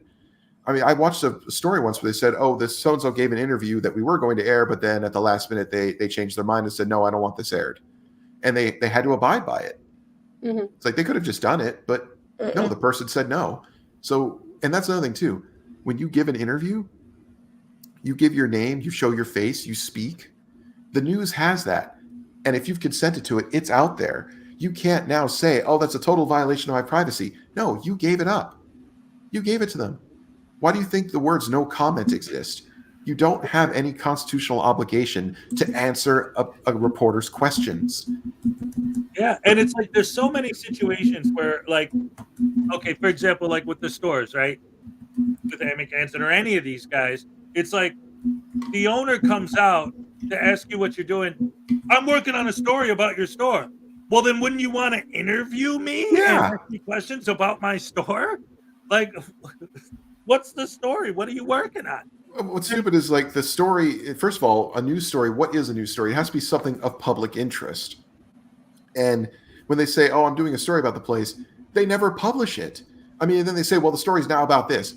You can't just make up a story right on the spot. You can't be the genesis of the story. Yeah. I mean, if these guys really wanted to get clever, and God knows they're too stupid to figure this out or do it. I mean, if they try to, go ahead. But what they need to do is go have the frauditor without the camera do something stupid, and then when consequences occur, have another frauditor just there to film it. So it's like, okay, I was there to witness it. Now I'm covering, hey, this guy acted like a douchebag and got his butt kicked by a business owner. Like, there we go. That would be closer to reporting the news than what these idiots do. Yeah, the example I like to use is that it's like somebody wanting to cover a fire. So they go in a building and start a fire. So exactly, and that's, by the way, rumor has it, and people have talked about this. Rumor has it that Amick Hansen Press starts rolling after he's already stirred shit with people. Like, he's already started, and or that whenever someone shows up and they're supposedly a fan of his, that those are people that they called to show up. Like, they said, oh, we're going to be here, come on down and just walk by and say, hey, we like you or something. It's like, they're plants. Oh yeah, absolutely. Yeah. Or the fact that his wife is always not too far away filming, in case something happens. It's like, because I noticed that, like, she showed up out of nowhere in the whole, when he got arrested across from that school. Right. So it's just, or when he was pissing off those construction workers who completely owned him. And when he didn't get his way, when he didn't, where he wants to claim assault, and the police are just telling him, no, that is not defined as assault. We can't arrest someone for assault if what they did doesn't constitute it. And the guy, and he just wouldn't have it. Next thing you know, he's threatening. He's actually praying for misfortune to fall upon the police officer and his children. It's like what kind of a freaking piece of dirt do you have to be to say that to someone? Right. Yeah, these guys there's something else. We got a bunch of super chats coming in. Oh, so yeah, let me take a minute to read some of those. And then I want to get into a couple more things. First of all, we got Blackart Night for $2. Oh no, this is from News Now, dumbass. Oh no. News Now Voodoo, I order you to tase. Fry him. Oh no, I'm gonna get tased. No, I don't like that. No, I hate that. Go back. I really hate that. No, I don't like it. I can't watch when you do that. Oh God! Nope. Ow. Wait. It's a live show, ladies and gentlemen. I lost my ear goggles. Hold on. Oh. Strap down my ear goggles, and what did I see? Welsh News Network for £2. Tase Wars. All right. We don't need Star Wars. We got Tase Wars. Hold on a second. Oh, yes. Yeah, you said I could do the next tase. Baby Voodoo. Aw. Oh, hello. How you guys doing? Oh, look, pretty lady's back. Hello, pretty lady. Oh, this is so nice. I can't wait. Has, give me the taser, the actual taser. Yeah, that one. Oh, I can't wait. It's going to be so much fun. Okay. Hey, Mr. Tones? Yes. You're not going to tase him, are you? I'm sorry? You're not going to tell on me, are you? That I wanted to be surprised that I'm going to tase him. You're not going to say anything. It'll be our little secret. All right. You're not going to say anything, are you, Mrs. Frater News Network? I'm not going to say a word, no.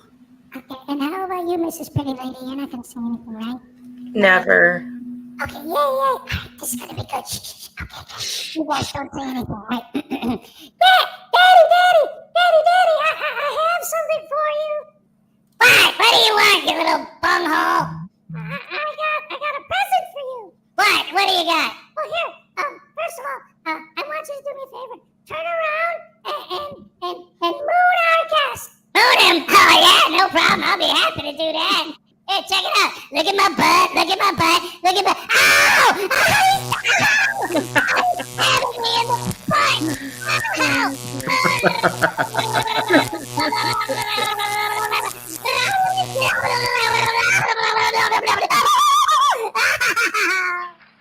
I love a little whine at the end.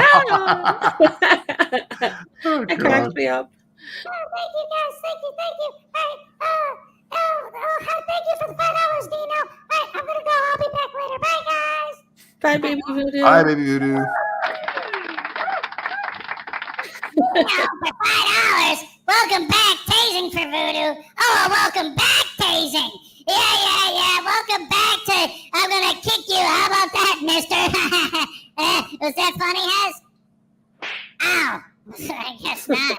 Well, who's hitting the taser button? Is it Hez or is it that lady? Or is it Blackart Night?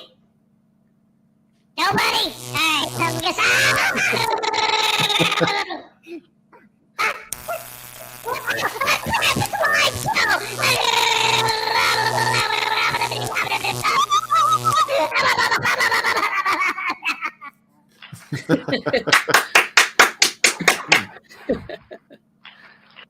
Ladies and gentlemen, Frauditor Comedy Show with a 4-month membership milestone.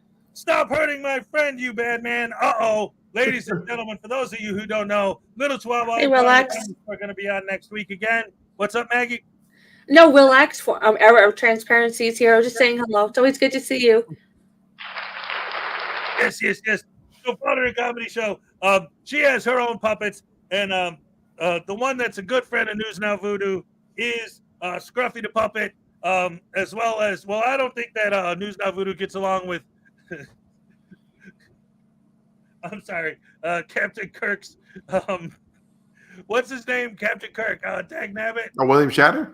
William Shatner's toupee is another one of her characters. That's going to be great. I spent most of the weekend with my kids watching the Star Trek reruns, and I sit here and screwed up William Shatner.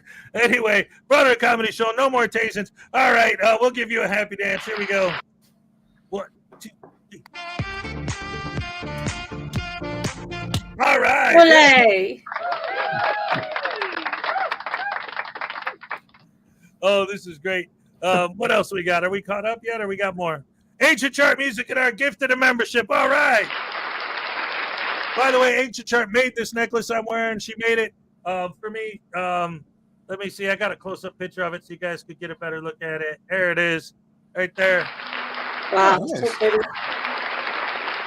Also, Ancient Chart, by the way, send me an email because I wore this out and somebody asked me where they can get one of these. Somebody wants to buy one off you. So contact me and I'll let you know or let me know, how they can contact you or whatever, however you want to do that.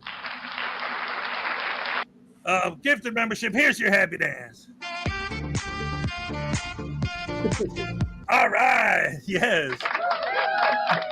All right. Highway Star for $2. That REO Speedwagon 2. Oh, no. Tase to oblivion. That's right. Check it out. I heard it from a friend who heard it from a friend who heard it from a friend that you're gonna change me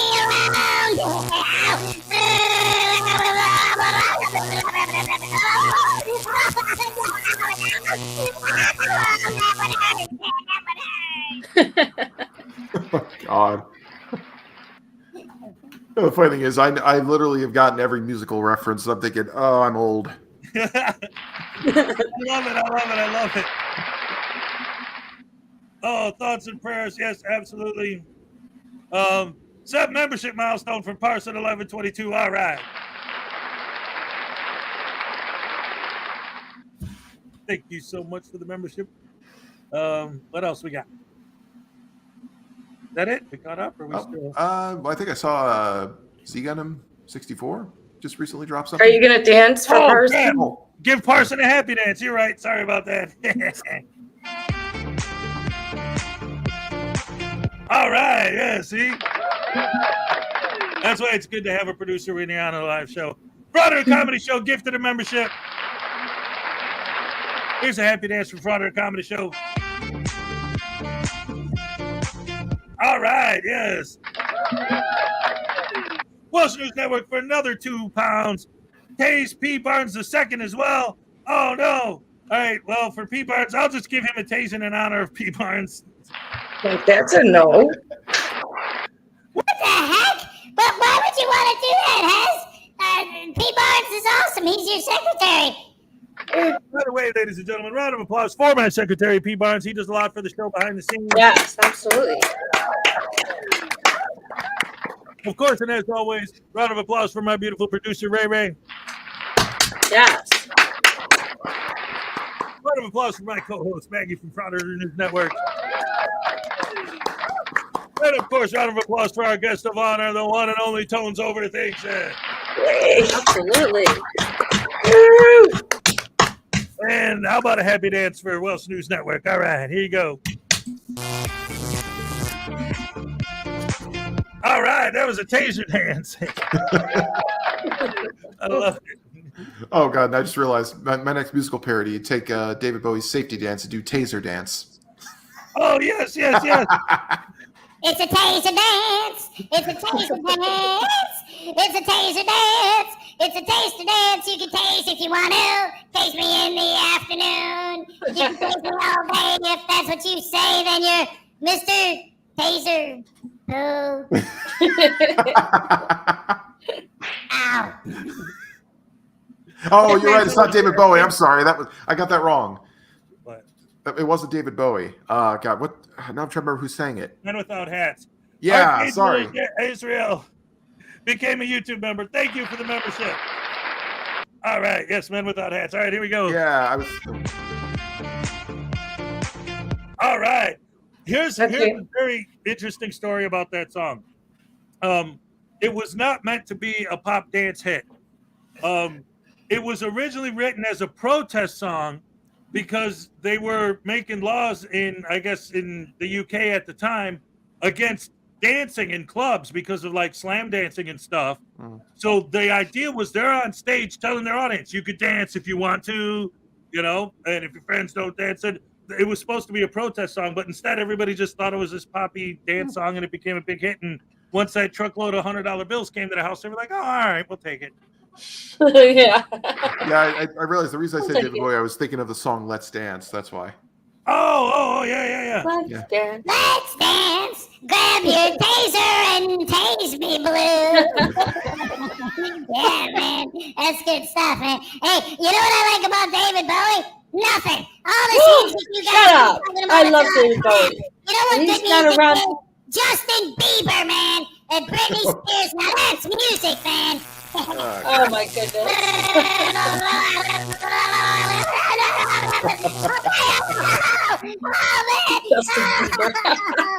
man, just don't poop on my Yoko Ono records or my shags, you know what I'm saying? Okay. All right, we're gonna do one more, and then we're gonna save the rest for the next batch because we're doing these in batches. In case anybody's like, "You didn't do mine yet," we're doing them in batches. Okay. All right. The last one for now. It's the Streisand effect. And who's the only person powerful enough to beat Nicka Streisand?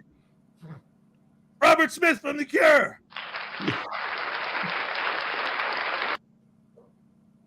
Oh, when I look at my pictures of you, sometimes I think that they're real.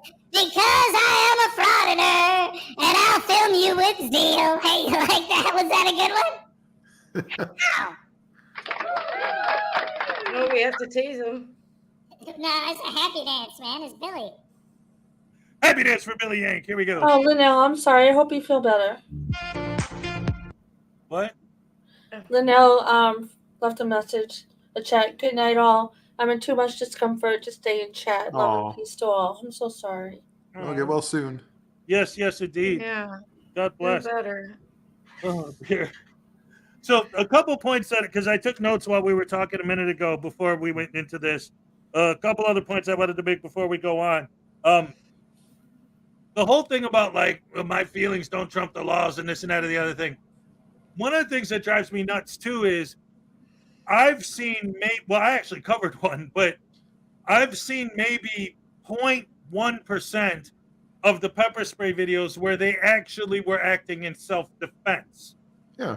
And it's always, I felt threatened. Oh, I thought feelings didn't matter. But yours doesn't matter when it comes to an excuse to pepper spray someone and try to get away with it. Yeah, in my opinion, most of the time when they pepper spray people, it's retaliatory. Yep. Like absolutely. I mean, especially Amagansett Press, like once or twice, you know, like especially the recent one at the sock store. You know, the guy was in retreat and he sprayed him. It's like, no, you don't use a weapon, lethal or non-lethal, as a retaliatory action. You use it to stop an imminent threat. If someone is walking away from you, they are not engaging with you anymore. They are backing out. They are not threatening you, and yet you hit them with it while they're in retreat. I mean, not to mention that you have to back up too. You have to get away from the threat. You have to be in a just freaking standing corner. there. Right, you just standing there accepting the threat is not how you're supposed to try to avoid the threat by leaving. Yeah, it's like I almost want to tell them. It's like, you know, you got all the room in the world behind you. Why don't you use it if you don't like me being close to you? You know, it's just it's so dumb. And they'll Amagansett Press, they'll just run to the police, the very people they love to badmouth every day when they feel like they need help. Yep. You know? And then the other point I wanted to make when we were talking a little bit about like focusing on certain people or whatever, I've pointed this out a few times before because I noticed watching these videos all the time that there was one specific video. It was an Auditing America video with Anselmo where I pointed out that he did this specifically, but I've noticed since then more and more that this is what they do. This is their MO. If they walk into a building full of people, they will slowly pan the camera back and forth until they find someone who like goes like this or something. Somebody who obviously is uncomfortable being filmed. Yep, and they target them. Yep. That's who they park their camera on. Exactly. It's like it's so obvious. I mean, I did a video a while back just asking, is pretense dead with these guys? Because like it's not like too many of these incidents are happening to think, oh, well, this guy was just filming, minding his own business, and something happened. No, it's becoming constant. It's always happening. It's like no, that's why it always bothers me that the courts and the police don't know the history of these guys. They treat every incident like it was the first and only time. It's like, no, if you look at all of them over the grand scheme of things, it is a pattern of behavior. That's what I said, like Jason Gutterman I said his name. Sorry. But, he's gone from coast to coast and every place the same. It's like that's a heck of a lot of random incident or coincidences that he just happens to be there when something when someone is unhappy. Yeah. It's like God, this is the most unlucky person in the world. Exactly. I mean, what's the old saying? If you meet an asshole in the morning, you met an asshole. But if you meet an asshole, all day, if you meet assholes all day, you're the asshole or something like that. Yeah. Who's the common denominator? Yep. Him. It's just so dumb. Exactly. Yeah, ancient chart. It's serial harassment. It is. It's what they do. And speaking of which, I just something just clicked in my brain, and I don't think I think I'm ready to start continuing this conversation. And this is live, so hopefully this will work. Let's see, maybe if I could get you guys to join me in conversation in a new language I just invented. Jason Gutterman, Jason Gutterman, Jason Gutterman, Jason Gutterman, Jason Gutterman. Jason Gutterman. Jason Gutterman? Jason Gutterman. Oh, Jason Gutterman. Yeah, Jason Gutterman. Jason Gutter Gutterman. trash. Jason Gutter Gutterman. trash. Gutter trash. Gutter trash. Oh, and Jason Gutterman. Yeah. Jason Gutterman. Jason Gutterman. Yeah, Jason Gutterman. Jason Gutterman. Jason Gutterman. Jason Gutterman. Jason Gutterman. Jason Gutterman. Jason Gutterman. Jason Gutterman. Yeah. No, it's Jason Gutterman. It's Jason Gutterman. Jason Gutterman. Jason Gutterman. Jason Gutterman. Gutterman. Jason Gutterman. And begins and passes. Jason Gutterman, and he's watching the Watchmen too. Jason Gutterman. Jason Gutterman. Yeah, Jason Gutterman. Yeah, I gotta say, I've never once said anything about his hellspawn of a son. I don't know why. I've never covered him because I just figured they're a package deal. Hellspawn of a son. That's funny. I mean, to be fair, I don't even know if it is his son. I mean, it's probably. I think it's a stepson. It's a stepson. I was gonna say, his wife probably did something with the mailman, and don't tell me that didn't happen because he's pissed off enough postal workers that I am sure. You wouldn't know if it was him. I mean, he would look like a leprechaun. You wouldn't know. I'm saying he's pissed off enough postal workers in this country. I'm sure they're lining up around the block to do that to him. So Okay, so you know what? I just thought of something. I have a song that I wrote a long time ago, but I just added a new line to it just now. So now it goes like this: grab your camera and your pepper spray. Oh, it's time to spread some hate. Going out of my way to piss off the cops. Boy, I hope they take the bait. The people who are standing there, or the rights don't matter to me. Just so long as they call the cops, boy, y'all wait and see. Oh, I'm a butterbrain douche canoe. I'm a butterbrain douche canoe. Got my camera turned on. I'm a potato brain douche canoe. Hey, I'm gonna audit you, butterbrain douche canoe. Jason Gutterman. Awesome. That was epic. Oh my God. Love it. And so, ladies and gentlemen, with that being said, let's get on with the program. Since we're joined, as always, by the beautiful Frauditor News Network, why don't we take a look at one of her videos, shall we? Yes, ladies and gentlemen. Whoa, Hess, you're killing me. Thank you, Mark Rules.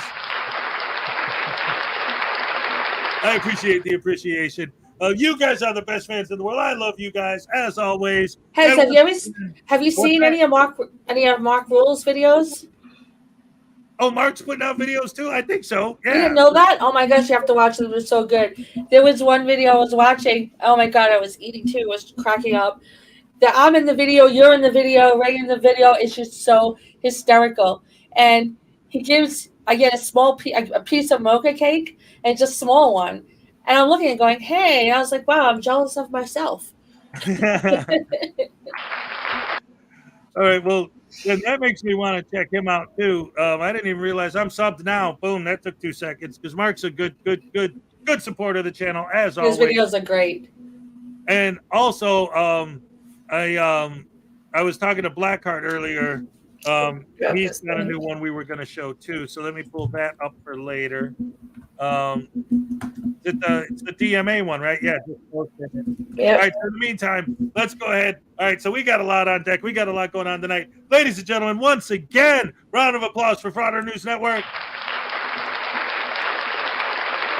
Round of applause for Ray Ray.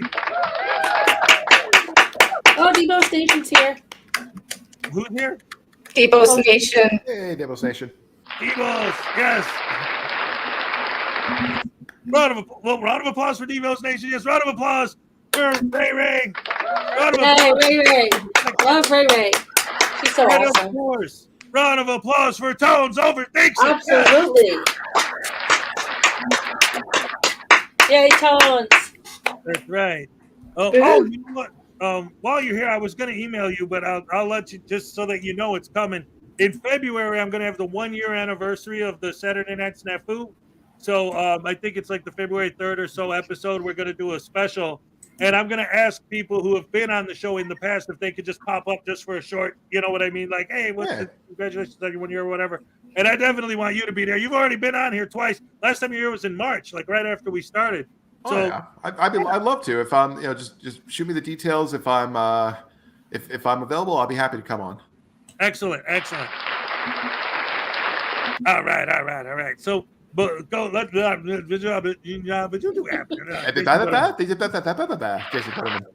know what? I'm gonna make that. It is official. Once I bang my gavel, it's official. It's official as of right now.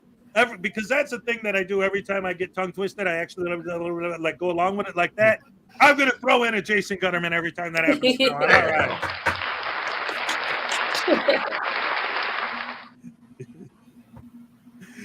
If you're intimidated by a date, don't forget they're just big raisins. Oh God! Oh.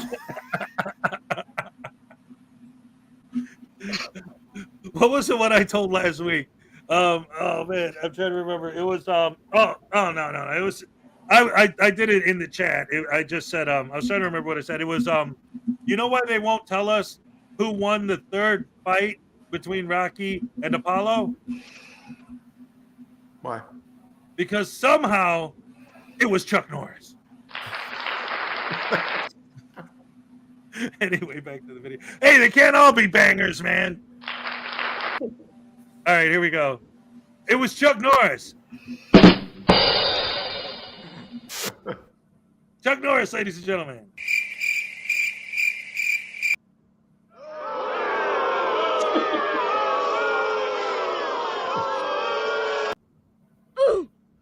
All right. And now, sorry about that. And now, ladies and gentlemen, back to our regularly scheduled program. Shut up! Welcome back. I am sorry to present to you a frauditor with the channel name of Good Citizen. In this video, the frauditor goes to the Sedgwick County Health Department in Wichita, Kansas, where he finds himself removed from the building under threat of arrest and trespass. When the frauditor refuses to hand over his phone, claiming the usual Fourth Amendment stupidity, the officer hilariously takes it from him herein the Frauditor Zone. Good morning from Wichita, Kansas, USA. It is January 8th, 2024, about 8 a.m., and we are here at the Sedgwick County Health Department about to do a First Amendment audit. I hope it goes well. We will see how it goes on this rainy day in Wichita.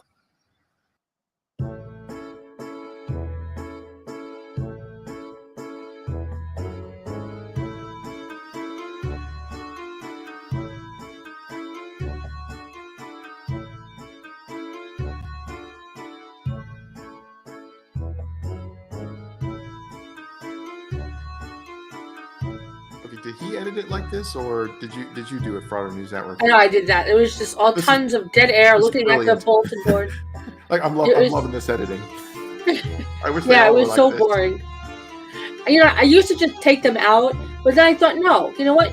This was a long video because of this shit. Let's show people what part of his video. Let's expose the stupidity of it. But then I try to make it more watchable with the music and fast forwarding it as much as I could. Perfect with it. Pardon? I'm not here for an appointment. Oh, I don't need to come with you. I don't need to leave.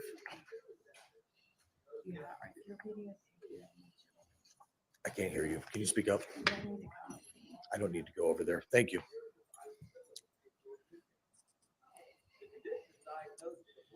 Fight the bite. Mosquitoes. All right, one bloodsucker to another. How you doing? Doing pretty good. Good. What can we help you with today? I'm just getting some pictures and video. Okay. Is there any reason that you're giving that picture and video here today? I'm collecting content for a story. Okay. We do have some patient confidentiality issues here. Okay. So I'm HIPAA. I'm familiar. So I'm going to have to ask you to stop recording. And if you'd like to discuss, we can go into one of the conference rooms and have a discussion. I don't need to go into a private room. I Other than definitely that, I will politely ask you to leave. Otherwise, I will probably be calling further enforcements to. This is a public building, right? Yes, but this is also a health building. Right. And So it's your responsibility through HIPAA to keep it's my patient it's my information responsibility to keep our patients private, right? here. Yeah, that's why he's Let's the one just who's going ignore to the and fact telling that you it's to leave. not a public building. It's a limited public forum that is only publicly accessible to the people who have real business there. And let's instead focus on the HIPAA issue. Yes, oh foolish frauditor, you are correct in that it's on the staff to create the privacy required by HIPAA. And that is exactly what they are doing by removing you from the building. It's a more polite method than gouging your eyes out, don't you think?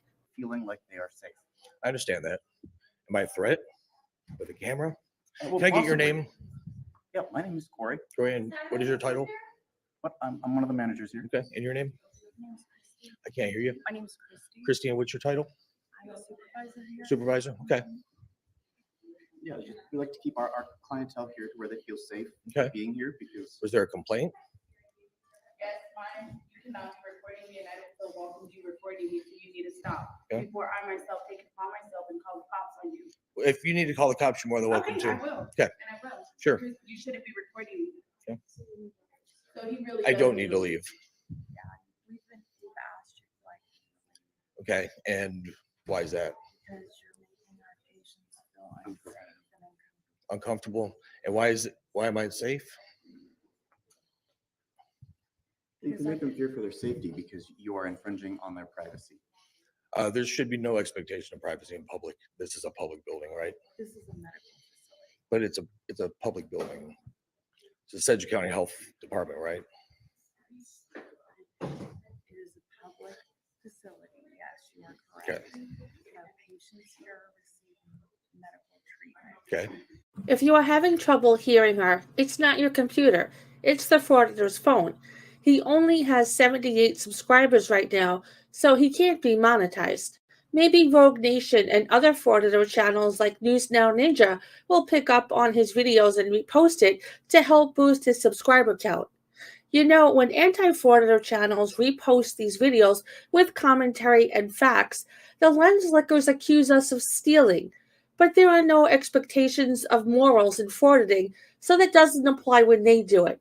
However, you probably will have to get arrested before they deem your videos worthy of making them enough money to repost on their channel. But don't worry, their Frauditor fairy will visit you soon and solicit an arrest for you. They have a right to privacy. Okay. They don't want you to film them. They don't Well, want you to be walking around. there's no expectation of privacy in public. Sir, you're not welcome here. If you need to have me removed, you're more than welcome to call the police. All right, I believe she is doing that. That's fine. Yep, I'll wait right here. I don't give my name. How can you? Yeah. I don't need to.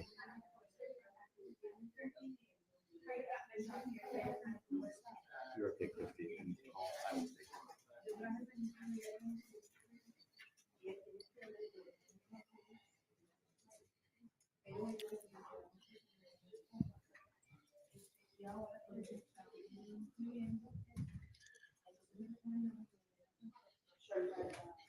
I think she's the one calling the police right now. She has requested you to not film her. There's no expectation of privacy in public. But she has the right to say she does not want to be filmed. She can say that all she wants. And that's fine, and I have a right to stand in between you. Sure. And I can stand over here. And I can follow you. Okay.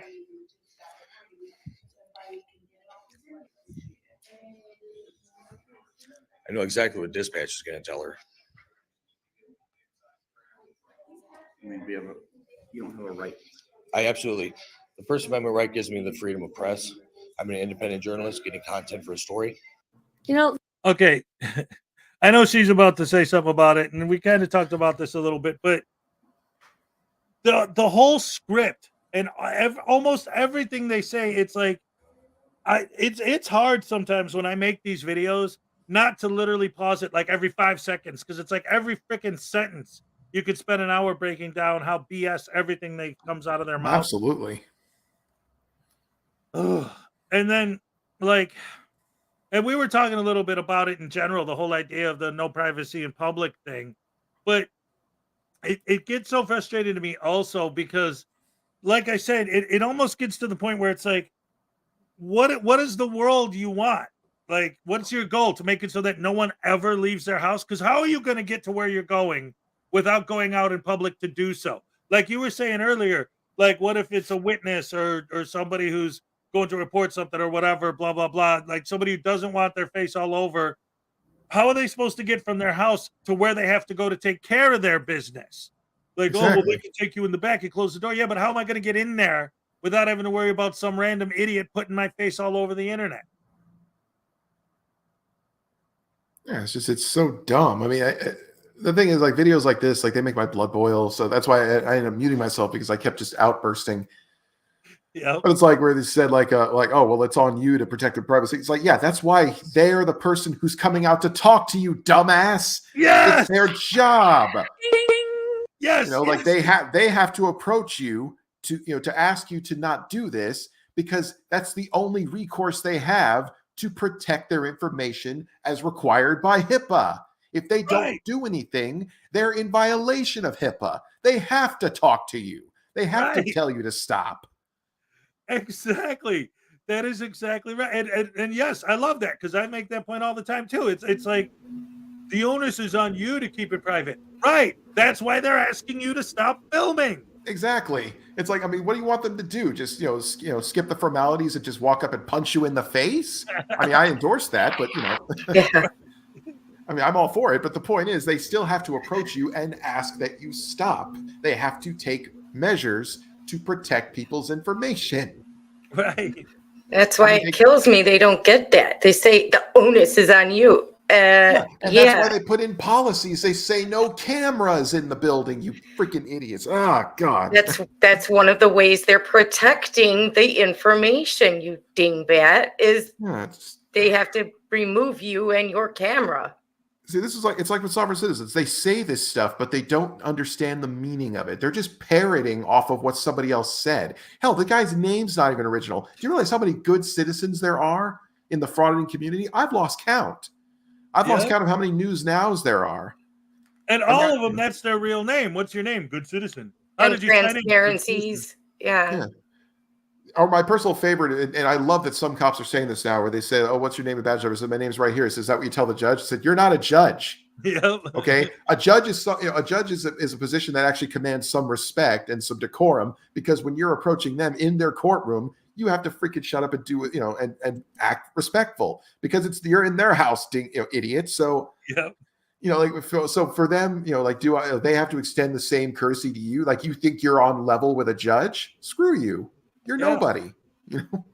They do, though. They do think they're on level with a judge, because I've seen the way they act in a courtroom. It's no better than they act on the street. So yeah, they do think they're on level. Yeah, just the level of just pure and arrogant entitlement is just God. It just kills me, to see people act like this. Yeah, it's like how, and I mean, society as a whole is a victim in all this. Like, they just, like we whatever happened to just being able to look at behavior and just say, you know what, that ain't right, and you're not right. Like, but no, everything has to be debated upon, or we have to give them a platform. We have to, we have to be respectful in return. Like bullshit. If you're acting like a shit person, you don't deserve a damn thing. Right. That's how I was raised. You act like a shit person, you're gonna treat it like shit. That's how I was raised. Yeah.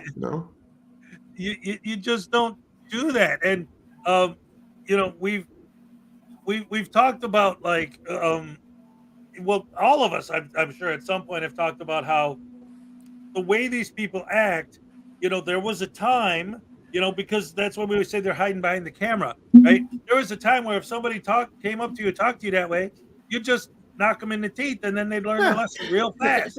Yeah, I miss the days where if you slight someone, they slap you across the face with a glove and say, you know what, you, me, outside, pistols right now. Yeah. It worked out for Hamilton, and hey, he got a musical and the $10 bill. I've talked about that a lot before, though, because they always say, well, our founding fathers, when they wrote the Constitution, were saying First Amendment so that I could do this. They wrote it at a time where it was perfectly legal to do what you just described if someone said something insulting. Exactly. It's like, you've impugned my honor, sir. I demand satisfaction. It's like, it's the most ridiculous thing. I mean, I almost wish I had a little more editing skill and animation, because I would love to say, okay, what does a First Amendment auditor look like at the time the Constitution was written? And you just see this guy, buckled shoes, like tricorn hat and all that stuff, walk into a government building, set up an easel, and start painting a portrait of people working there. And then when they say something, slighted, the person slaps him and says, I challenge you to a duel, sir. They go out, he freaking pops the guy, and then that's it. End of story. It's like, yeah, that's why there weren't any First Amendment auditors in colonial times. Right. Oh man, that's crazy. But and I've thought about this too, like just trying to imagine in my head. Obviously, it's ridiculous, but like seriously trying to imagine what would the world look like if it literally was what they're talking about. There'd be no windows anywhere. Yeah. In any public building. But I mean, again, if they just did public buildings, but they do regular buildings and stores and stuff too now. There is no answer to that question. Because there are times where I used to jump at the chance to debate frauditors because I'd love to ask serious questions, but then I realized they don't take anything seriously. I mean, when I talked to Fapo or whatever the heck his name was over on Frater Troll's channel, he was just another douchebag. It's like, he wasn't, I came equipped. I came ready to debate the merits of the law, and he would just regurgitate stuff without thinking, and then he would just resort to childishness. So it's just stupid. I mean, the guy just reeks of incel energy. Like I've said this, like this will be the third time I've said it. I wouldn't be surprised if 2 years from now he shows up on some channel about a Twitch streamer or whatever who ended up getting busted for grooming. Like he just projects that persona. He is such a classic narcissist.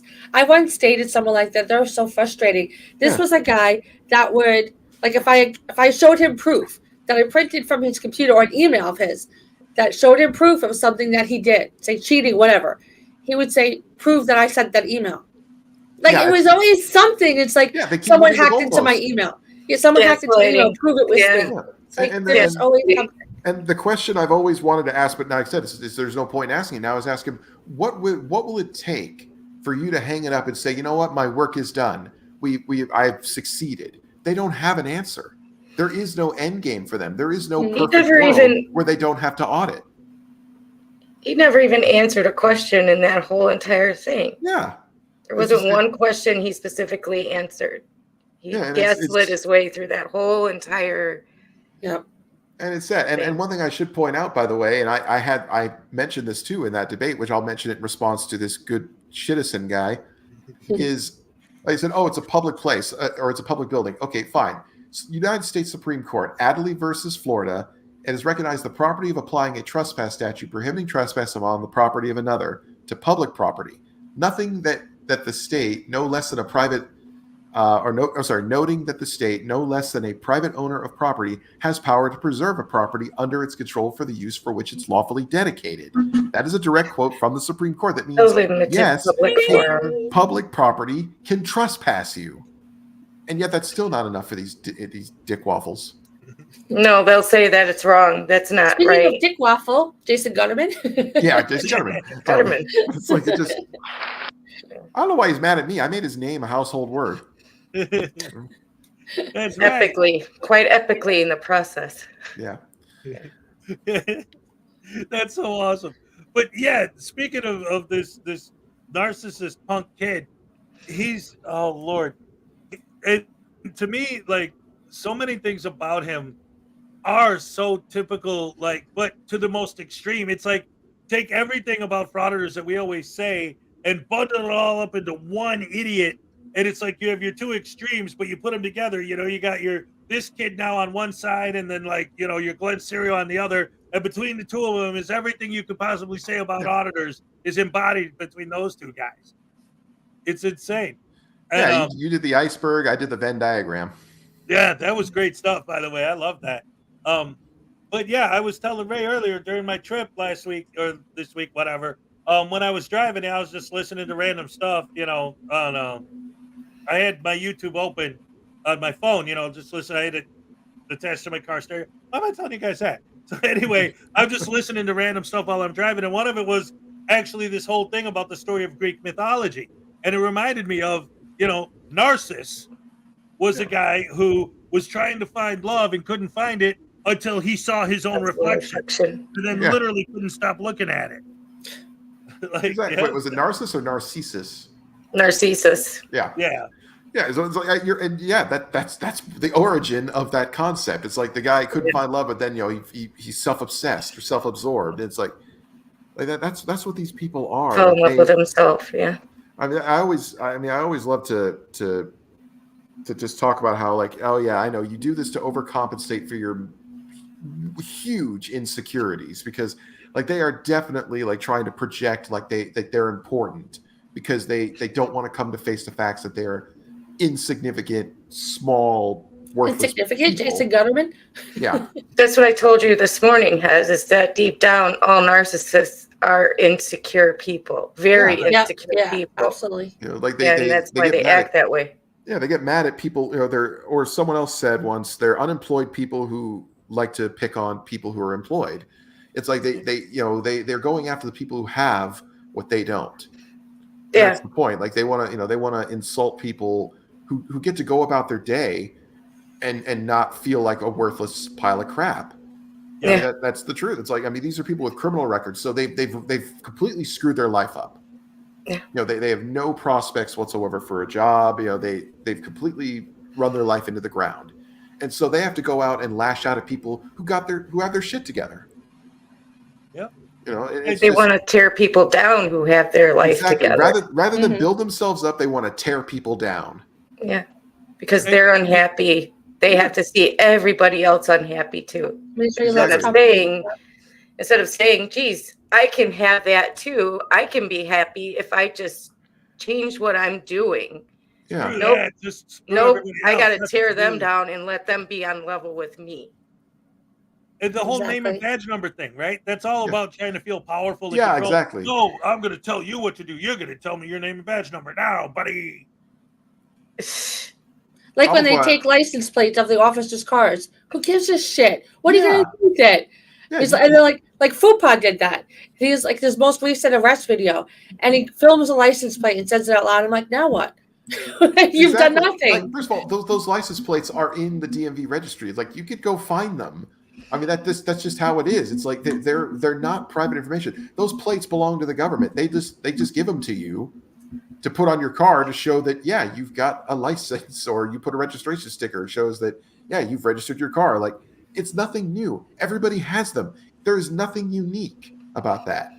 You're not going to compromise somebody's identity by looking at their license plate. Otherwise, the damn thing wouldn't be on the outside of the car for all the world to see. Yeah. Right. Exactly. If you had to, if you tackled somebody, took their wallet, opened it, and filmed, looking at their driver's license, like to see their name, address, and everything. Yeah, then that's a problem. That's definitely you're definitely taking their private information against their will. But a license plate, that's the least invasive thing you could get from somebody, and yet they play it up like that, like, oh, I'm going to find out everything about you. It's like by doing this. Well, let me ask you your opinion on this. I've been saying this a lot recently. I think I came up with this maybe a week or two ago, but I've been saying it ever since. Because the more I think about it, the more I realize it's true, because there's layers. And what I always say is the frauditors are more tyrannical than the people they accuse of being. And the main reason why I say that is because if you don't do what the frauditor wants you to do, you will be punished on the highest level from a pepper spray, or maybe they'll try to get you fired, file complaints against you, this and that. But even on the lowest level, even then, if you say something to the auditor, when he posts the video, he's going to punish you for having the audacity to talk to him. How is it punishment? Public humiliation. Make it through his narration, calling you a snowflake or an idiot or a Karen or a bootlicker. Yeah, like first one, frauditors demand submissiveness from everyone, everywhere they go, and if they don't get it, God, how dare you defy the high king, emperor, lord of the universe? It's like who the fuck are you? Yeah. If anybody asked, I was quoting the Who there. I love the fact that they got away with that on the radio forever. I know, but it's like as I said, like these guys, they have such a high opinion of themselves. It's like, you're nothing. You're dirt. You're lower than dirt. And yet you instead of fixing your life, you have to go and make everybody else miserable. Yep, absolutely, and so many things that they do, and again, like moving the goalpost kind of thing, right?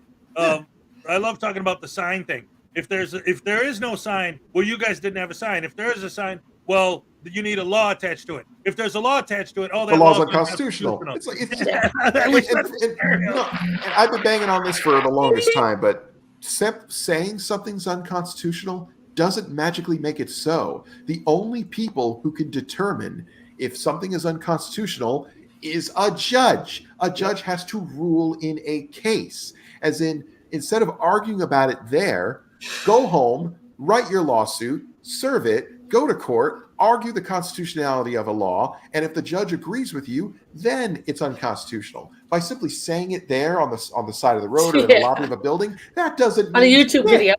Yeah, it doesn't mean diddly squat. That's why we have a judicial branch of the government. Exactly. Right. For those matters.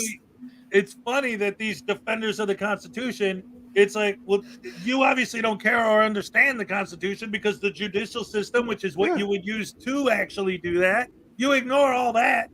Yeah, that's the crazy part too. The Constitution empowers the judicial branch to make to do this, like to make the determination for you. Like, I mean, I'm trying to remember a guest that Frater Troll had. It was an actual lawyer. I think he said the legislative branch creates laws, the judicial branch, I think, interprets, and then the law. Yeah, and then the executive enforces. Like that's the whole cycle. So our Constitution makes it very clear that there is a time and a place and people who are empowered to make these decisions. And it sure as hell ain't some unemployed douchebag with a camera.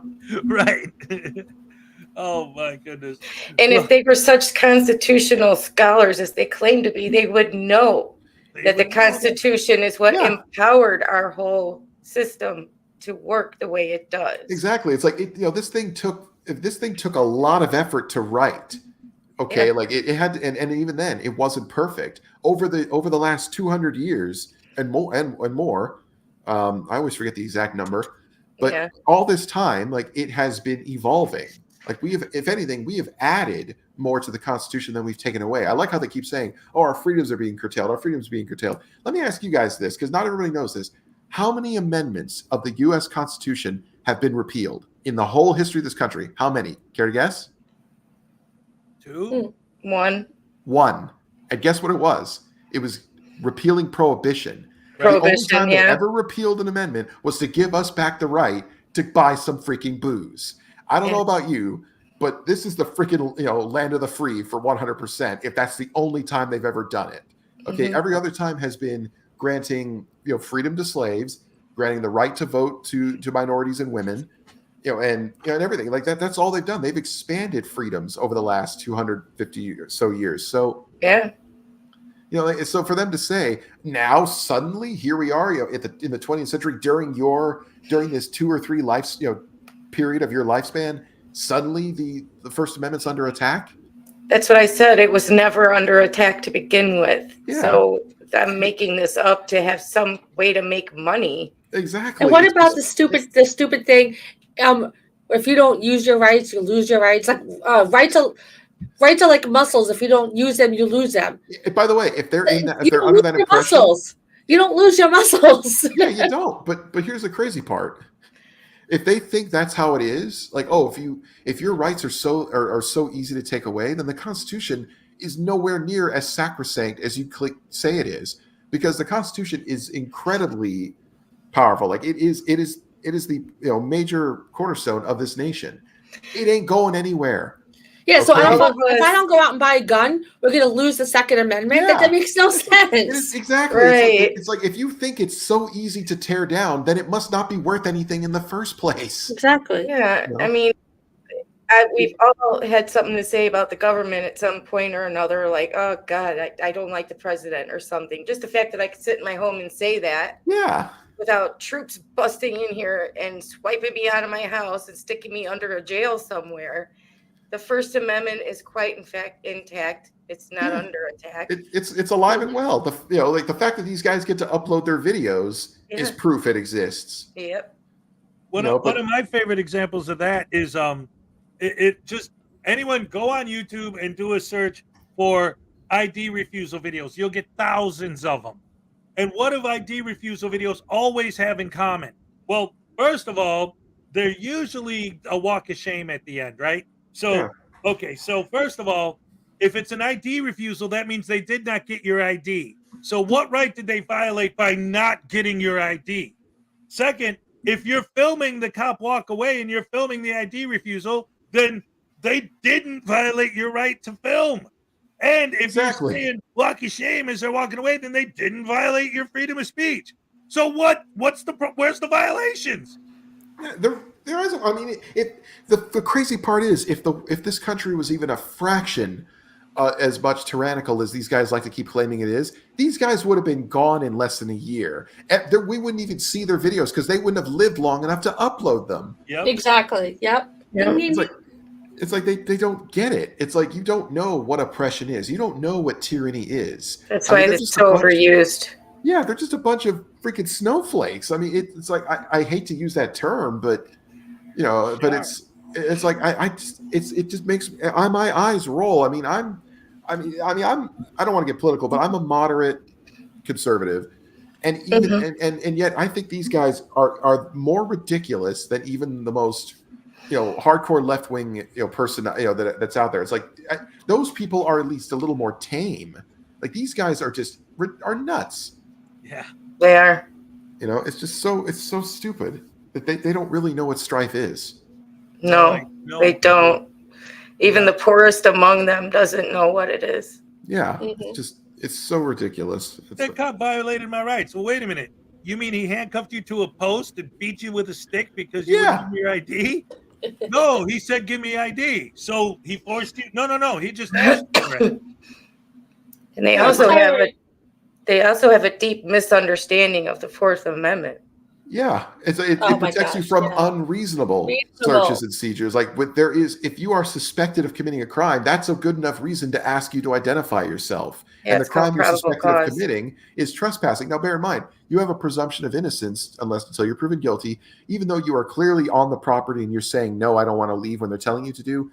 Yeah, it's pretty cut and dry that you are trespassing. But still, the language is they are suspecting you of trespassing. They are investigating the case that you are trespassing. They have not drawn a conclusion. So that's why it says if it's a reasonable search, they have reason to get your ID because, even though it's happening right in front of them, only in a court of law, in front of a judge or jury, is it determined once and for all, did you trespass? Right. Yeah, but the police have this thing called probable cause. Yeah. And they can do it. It's just these idiots. They think that they're already at their closing argument in their trial the moment the cop walks up. Yeah. No, it's like you have due process, moron. Right. Like, another thing, when they go into a building and they're like, okay, I have to show your ID. They're like, oh no, that's a violation of my Fourth Amendment. First of all, it's not unreasonable to ask your ID to going into a building. Second of all, they're not taking it from you. They're not seizing it from you. they're saying that in order to enter this building, you have to show your ID. You have an option. If you don't want to show your ID, get the hell out. Get out. You're choosing to walk into that building. And there's a reason visitor logs exist, because the building has an intended purpose, and everyone who shows up either has an appointment or they have some reason to use the place as it's intended. So the reason they asked for the sign-in sheet is they said, okay, we need to keep track of, make sure that everyone who's coming in here is here for the reason they're here for. Because if people are just randomly showing up, well, okay, now they are occupying the space that is meant for somebody else to make use of it. They are actually inhibiting services being rendered to other people who need it by being there without a legitimate reason. Yep. I always say that when they say that you're not being a good public servant by asking me to leave or whatever, you're here to serve the public. They are serving the public by getting the idiot out of here. Yeah, the public is not any one individual. It is everyone collectively. And I'm sorry, I'm going to show my nerd side, but the needs of the many outweigh the needs of the few or the one. Yeah. Okay, so when they say, "Oh, my rights don't trump your feelings," I'm sorry, but the feelings of all of mankind trump you individually. Yeah. And another thing, feelings. I got to do videos about this stuff, but. I'm sorry, but feelings do have a place. Yeah. When it comes to the needs of the many. Yeah, and I'll tell you this: feelings are a major part of what makes us human. Okay, it's what separates us from mindless machines or just inanimate objects. Like feelings are what guide us. It's what guide our morals. It's what drafted our laws. Yeah. Okay, like the reason that you can't unalive someone is because we as a society find the concept of needlessly taking someone's life from them without merit or cause to be deplorable, to be a horrible thing. Exactly. It's feelings that decide that. We decide that you shouldn't steal from people because depriving someone of their property that they worked hard to obtain, that you could just snatch away from them, we feel that's wrong. It's morally wrong, ethically wrong. Yeah. Feelings guide society. They are actually the most important thing. Feelings is why we have a constitution. You had a bunch of people who felt they didn't like the status quo. They didn't like living under the authority of a monarch on the other side of the world. So it was because of their feelings that they chose to break away. They chose to go to war. They chose to put their lives on the line. They chose to fight and die for their feelings. It was a collective, live in a better world. Right. Yeah. It was a collective anger that started that. Yeah. I mean, no taxation without representation. Exactly. Like anger. That was motivated by feelings. So when these idiots say, "Oh, you're not here to enforce feelings, you're here to enforce the law." Feelings are the reason we have laws. Yep. Okay, like that's why. Because think about it, for the longest time, people didn't feel enough that slavery was wrong. Well, at one point, the majority felt it was immoral. And so they got rid of it. It influenced the law. Yep. And again, it's that's a BS argument, not just because logically we know that, like what we just said, but even just looking at their own actions. When it's the frauditors' feelings, those are the most important things in the universe. Yeah. But when it's anyone else's feelings, oh, that's just your feelings. It don't matter. Exactly. It's like, it's like the law says if I want to say your name and I want to put you in drag and have you dance, like Jason Gutterman. Yeah, Gutterman, like I have a right. I can do that. Like just because your feelings, like the frauders' feelings somehow matter. It's like it's like no, like everyone, like that's not how it works. All right, It's like that's all it is. It's like only the frauders' feelings aren't the only ones that matter.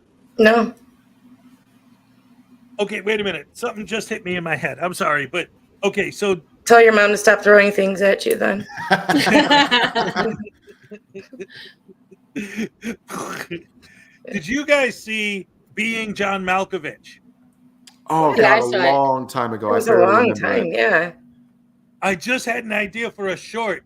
There's a scene in that video where John Malkovich goes inside his own mind. And there's Malkovich. Everyone in the restaurant is Malkovich, and they all have Malkovich's face. I want to take that scene, but put Gutterman's face on everybody. Say Gutterman. There you go. That's great. Yeah, Highway Star. Exactly. They need to realize they're on the internet, so they need to suck it up. It's like that's the truth. But and like I said, here they are. it's such a ridiculous contradiction. They all this talk about feelings don't matter. It's like, well, I'm sorry, but that means that you don't have a right to feel offended when we criticize you. We can disagree with you. We can tell you you're wrong, and you can't. Like we have a right to say it just as much as you do. Yep. And then at the end of the day, then the law does decide who's right and who's wrong. And if there's more laws saying that you're wrong, then I'm sorry, that's the way the world works. If you don't like this country and the way, and if its laws are unfavorable to you, you have two options. Either get the hell out and go find a country that is more to your liking. Believe it or not, we don't rank number one on the freedom scale. Like there's actually a site that shows how countries rank, percentage wise. We're actually somewhere kind of in the middle. There's countries out there that are considered more free than us.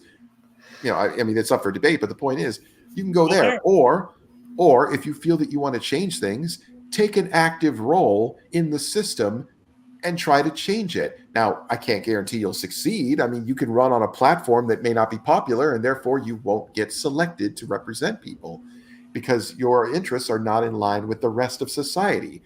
But hey, given time, because because after all, if the abolitionists would have just given up if they figured, oh, okay, no one's ever going to agree with us, but they can't, they worked within the system, they ran on that platform, they got more support, and before you know it, society says, you know what, we want to elect a president who will not allow these states that are holding people in bondage to keep to expand that practice further, and that's how we got Lincoln. That's how it happened. So it's like it's just so convoluted. It's like I remember telling God, I can't remember his name. He was that one guy famous for doing that spin and fall, but then Eli did a better one, and now everyone's going to forget about him. Oh, Rogue Nation. Oh yeah, that was his name. I used to tell him, it's like, why don't you go run for office? If you don't like how your city council is doing things, go run for city council. I can't guarantee you'll win, but you're going to have to compromise and and talk to people and say, well, this is why I want to do this job, because I want to think I could do it better. Well, if enough people think you can, you'll get the job. And then when you do, I'll find out where, and I'll proceed to go film you and treat you like shit, because I can. But the point is, like, why not go do that? Like, it's just, that's why I feel like these people don't really care about rights. If they really cared, they'd be doing the things that people who've actually affected change in this country did. I did a whole video about a civil rights photographer, Ernest Withers. He was an African American photojournalist who covered the civil rights movement. Sure, he got into a couple scrapes with the cops. That was the time, but he wasn't anywhere near. He wasn't acting belligerent. He wasn't putting people on blast. He was photographing all these things and doing a great service. He was documenting this incredible time in history. And all the while informing to the FBI on what was going on, because the FBI wanted to know, hey, do we have reason to worry about this? And he gave it to him straight. He said, no, this is all motivated by peace. There are militant groups that are involved. We have no association with them. And he informed on him on those people, saying, yeah, these guys are a fringe group. They're going to do something bad, but they don't speak for the whole movement. He made sure. And in the end, the movement was successful. MLK, succeeded. He managed to get things going better. It's like change happened. Going into a post office and acting like a douchebag is going to change nothing except the post office taking away poster 7 and saying, you know what, we're no longer going to extend you permission from the onset that you can film. Now you have to come in and ask, and we can say no. Yes, their ultimate, not their goal, but their ultimate result is going to be to actually make the laws more restrictive. Yeah, they're screwing up freedom of speech for the rest of us. Yep. Oh, Lord. Well, anyway, that being said, let's get back to the video. This is awesome. I love this. We're having a great conversation tonight. I'll admit, I may have been stalling for time to not have to go back and listen to that douche canoe, but it's your show. We got to do it. I'll endure. I will mute so you can't hear my screams. Yes. Here we go, ladies and gentlemen. All right. And all right, I'll be perfectly honest though. I'm enjoying this conversation a lot. I almost don't want to go, but I kind of have to take a potty break. So no worries. It is what it is, man. It's a live show. What are you gonna do? All right. How come this isn't working now? Because it's live. Here we go. the press does not have more rights than anyone else. If anything, they have less because they have to adhere to being professional and doing research into a story before they cover it. Well, I guess you don't have to worry about that because you create the story. But the press still have to get certain permissions. If you want to be treated like the press, you have to act like the press. Yes, I know who you are and what you're doing. Then why would you even get in the way of the camera? I would have been out of here in 10 minutes. Bullshit! Bullshit! Bullshit, bullshit, bullshit, bullshit, bullshit, bullshit, bullshit, bullshit, bullshit.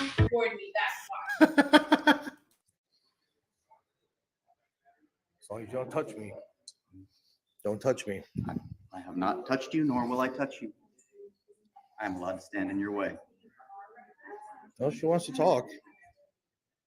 I'm not going to stop her from talking. I am going to need to do a FOIA request as well. You're going to have to discuss that with someone else. Okay. I thought you were the branch manager. I am a manager here. Okay. So you're going to deny my right to do a Freedom of Information Act request as well? Just try to get me thrown off the property? Is that right? I hope you know what you're doing.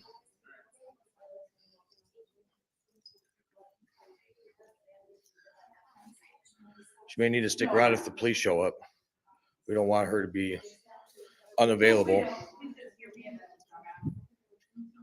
A dumbass, huh? Looks like she's on the phone as well now.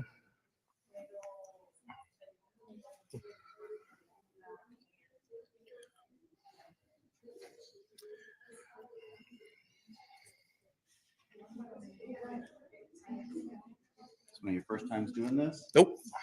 Taking an awful lot. Yeah, I had my coffee this morning. Meth coffee. Start your days by becoming Jesus Christ. I haven't got around to mine yet. Sorry I'm so early. Try to knock these out. The weather's going to get bad. Now that there's no one out here, you're more than welcome to film. Okay. Yeah, as long as you know there's no expectation of privacy in public. This is a medical facility. This is a public building. A medical facility. This is a public building owned by the people. Yeah, I don't mean, see you your got name on the cameras right fucking here. deed. Right? Sorry. Security, yes. Security for what? Security for the building. Okay. They run on the building. And you know that I can request those through the Freedom of Information Act. I can request that footage. The public can request that footage. Yeah, you have that right. So what's the difference between that and what I'm doing? Good question. What's the difference, you ask? Well, number one, their security camera footage won't end up on YouTube. Number two, the security camera footage won't earn money. Oh, wait, neither will you. So, well, number three, the security camera footage can't harass anyone or create a confrontation. If there is no difference between your video and the security camera footage, then why not just FOIA the security camera footage? I'm sorry, am I throwing too much logic at you? I'll stop now. It has to do How you with doing? how the clientele perceive the actions. Okay. So do we know if the police are on their way or not? Or can I go ahead and continue my business? Because I'd rather not stand here and videotape you all morning. You're absolutely free to record whatever you want over here. I'd like to go ahead and put in a Freedom of Information Act for the health department, please. You don't have any right to the public medical records. No, but I do have right to the people who work here, titles, positions, and salaries. Those are all online. Well, but I can do it in writing.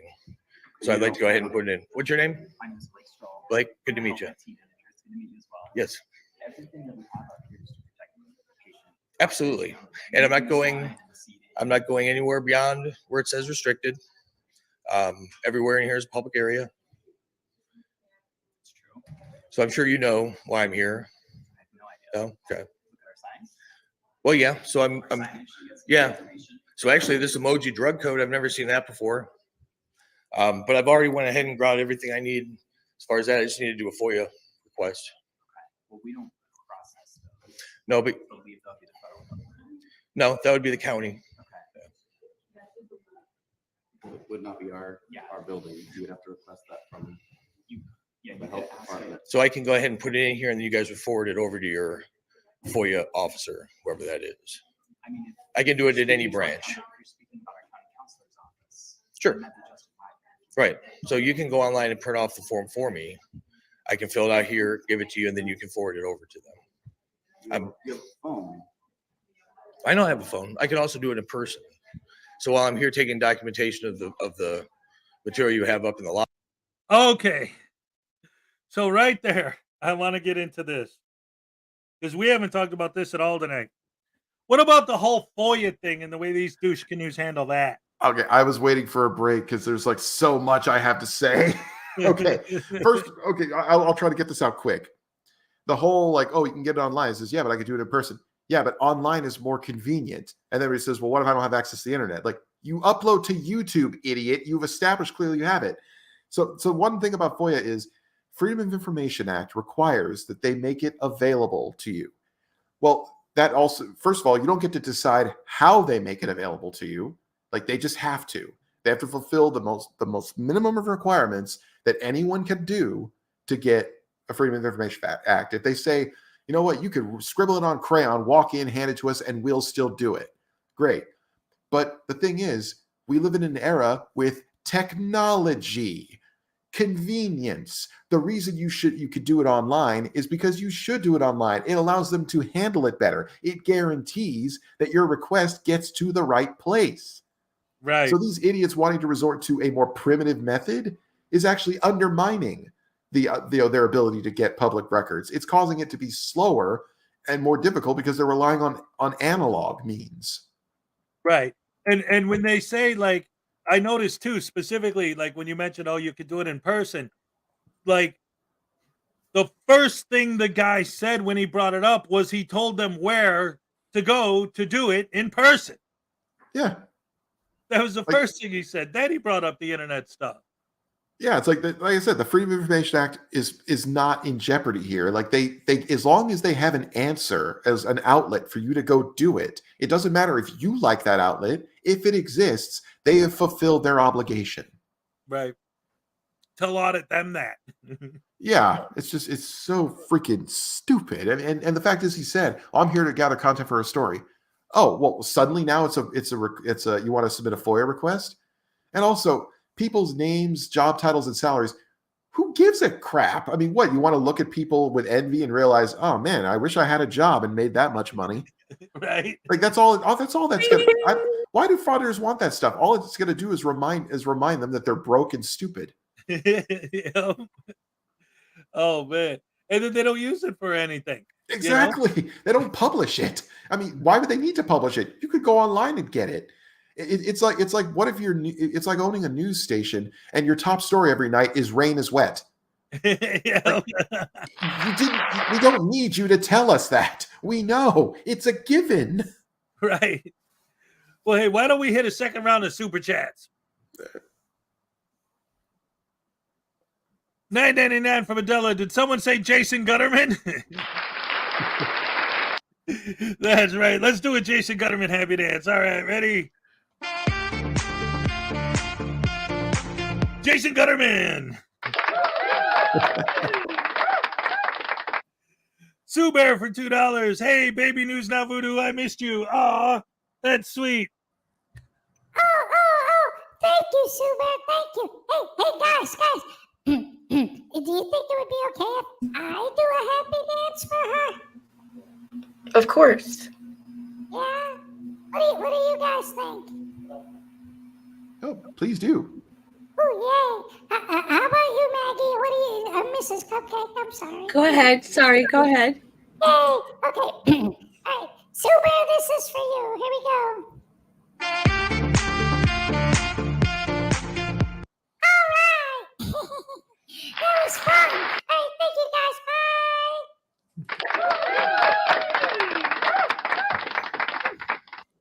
Tender. Oh, no. $10 from Z Gunman 64. All right. If you see a frauditor in town, call your friends and outnumber him and make him very uncomfortable. Record and taunt him to make him go away. Then post the real story to refute his story. There you go. That sounds like fun. I always wanted to run into one of these guys in public. In fact, if I had the money to do like Gutterman does in travel, I would follow these guys around like following the Grateful Dead in the old days. You know, I would just go from all the neighborhoods that I know that they regularly do. And one of the things I also would love to do, and this realistically I could pull off, is where is it? My book. I wrote a book. There it is. I got the Frauditors Handbook that I wrote about how to suck at life, and it's available on Amazon. Link in the description below. Shameless plug. But I would love to just get a ton of copies of this and go to the libraries that these guys frequent and make sure they all had a stock of these on the front counter. There you go. 5 gifted memberships from Maggie from Frauditors Network. All right. Here's your happy dance. All right. Yes. All right. What else we got? Richard Fulmer, member for 4 months. Free News Now Voodoo now. Blackart Night. Be nice. That's right. Oh, wait. Let's see what he has to say about that.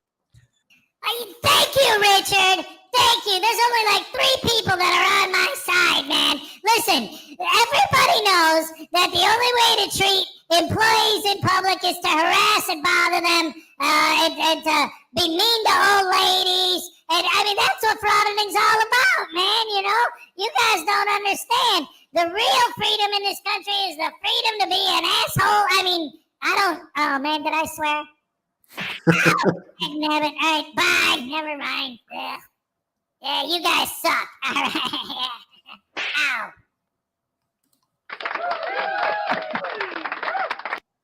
That kid, he's got a mouth, man. I don't know. He's getting out of control. What else we got? Thank you, Richard. Here's your happy dance. All right. Paul Cohen, a member for 2 months, has just smiled and gave News Now Voodoo a Vegemite sandwich. He does not like Vegemite. Maggie, I didn't talk to you about this on air. How about it? When I saw her over the weekend, she tried Vegemite. What did you think? Oh, it was awful. It was just awful. It had like it's like when you first taste it, it's like the consistency of what you'd expect boogers to be like or something. And then it kicks in. And it's just this awful taste that I can't explain, but it was pretty bad. Yeah, I always say it tastes like gorilla snot. And then people say, how do you know what gorilla Yeah. I'm like, well, I'm sure it tastes like Vegemite. The first time I tried it, because it's from Australia, I'm like, hey, I know how they make this. It's made out of quokka fur, quokka poo, kangaroo fur, and crocodile tears. All right. What else we got? Are we good with the super chats? Are we caught up? I don't know, man. The secretary's You need to do you need to give Paul Cohen whatever he's asking for here? Oh, you said that I smiled and gave Vegemite sandwich, and it's 2 months. So it's a dance, right? Or yeah, why not? I'll give him another one. All right, yes. All right, yeah, that's the last of it. All right, we're all caught up with those. Excellent, excellent. Thank you guys so much for joining us once again. Round of applause for the best fans in the world, you guys. Round of applause for Frauditors, Jason Gutterman, Frauditor News Network. Round of applause for my producer, the gorgeous Ray Ray. Round of applause for my secretary, P. Barnes II. And of course, ladies and gentlemen, round of applause for our guest, the amazing Tones Overthinks It. And since he decided to join us and he's bouncing around, oh no. Oh, pizza. Pizza. I can't get over that. Yes, it's pizza time. There you're back. Nice. Yeah, there he is. All right. Yeah, that's okay. good Chicago Lou Malnati's pizza, man. That's the real stuff. You get in the city, you try that. Lou Malnati's, that's the one, baby. Oh, yeah. Oh, man. All right. So do we want to keep watching this douche canoe or go move on to the next thing? It's your show, man. You can decide.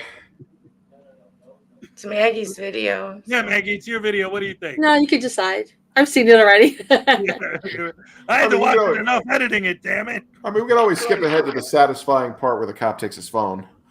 Oh, yeah, you can do that. Let's see. All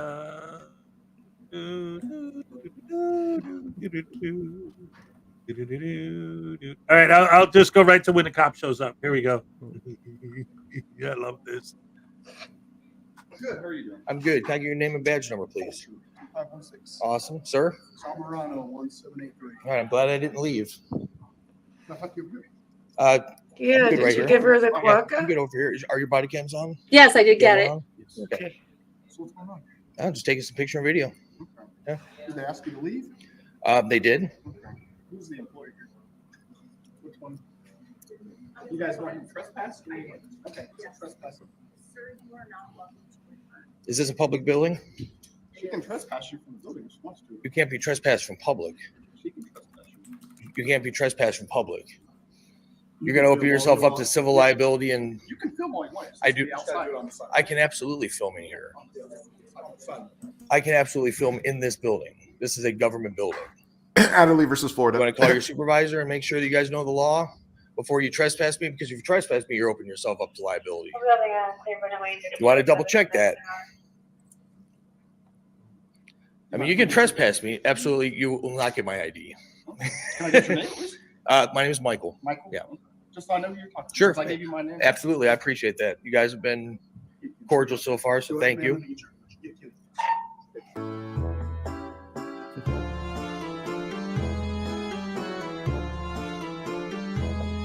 Yeah, him walking up to them while they're giving a statement, it's like, no, for purpose of their investigation, you shouldn't be allowed to do that.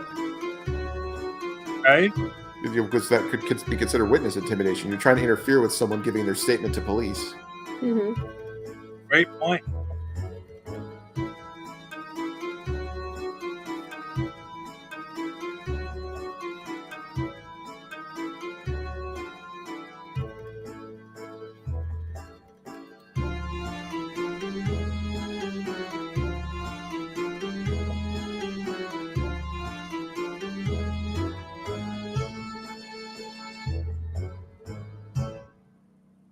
Michael? Good. Yeah. We're going to go outside and have a conversation, okay? Can we just have it right here? No. Why not? Because you've been asked to leave. Okay, so am I being trespassed under threat of arrest? Yes. Can I get your name and badge number? Deputy Norton D1940. Okay, that's all I needed. Thank you very much. Okay, we're going to go outside and have a conversation. Not free to leave. Am I being detained? Yes. Actually, really? What crime have I committed? They asked you to leave and you didn't, so I'm investigating this as a trespass. Okay. What'd I say? 7-6. I'm going to be out front here with the suspect. I need your driver's license or any ID that you have, And if I refuse, then I'll arrest you for obstruction. is that right? And I'll be taken to county? Yes. Okay. Under threat of arrest, you're going to seize, because I do not consent to a search and seizure of my property. You don't have to. So you're forcing me? Yes. Okay. Yeah, they can say it all they want. It's like it doesn't mean anything. Right. I like this cop. He's no nonsense. I love it. Is that forcing me? Yes. It's in my job title. For you here.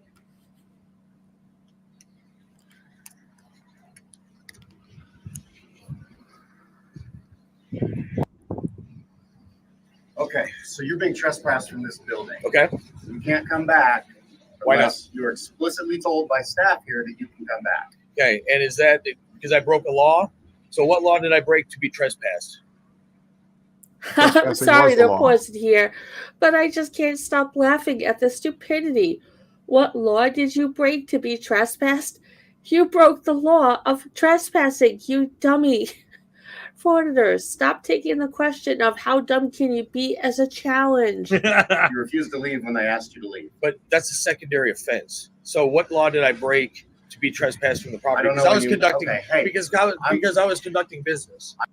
No, you weren't, you douche canoe. I was gonna say trespassing is not a secondary offense. Trespassing in of itself can be an offense. If I went to some, like, forget public property, if I went to somebody's house, during the night, and I did not, I tried to break in, but I didn't get a chance to. Well, I'm trespassing on the property. I may not have committed burglary, but I was already trespassing. If the police catch me, hopping somebody's fence in their backyard, and they catch me trying to, crack open the door, It's like, at the very least, they've got me for trespassing. It could be the first charge. The burglary would be the secondary one.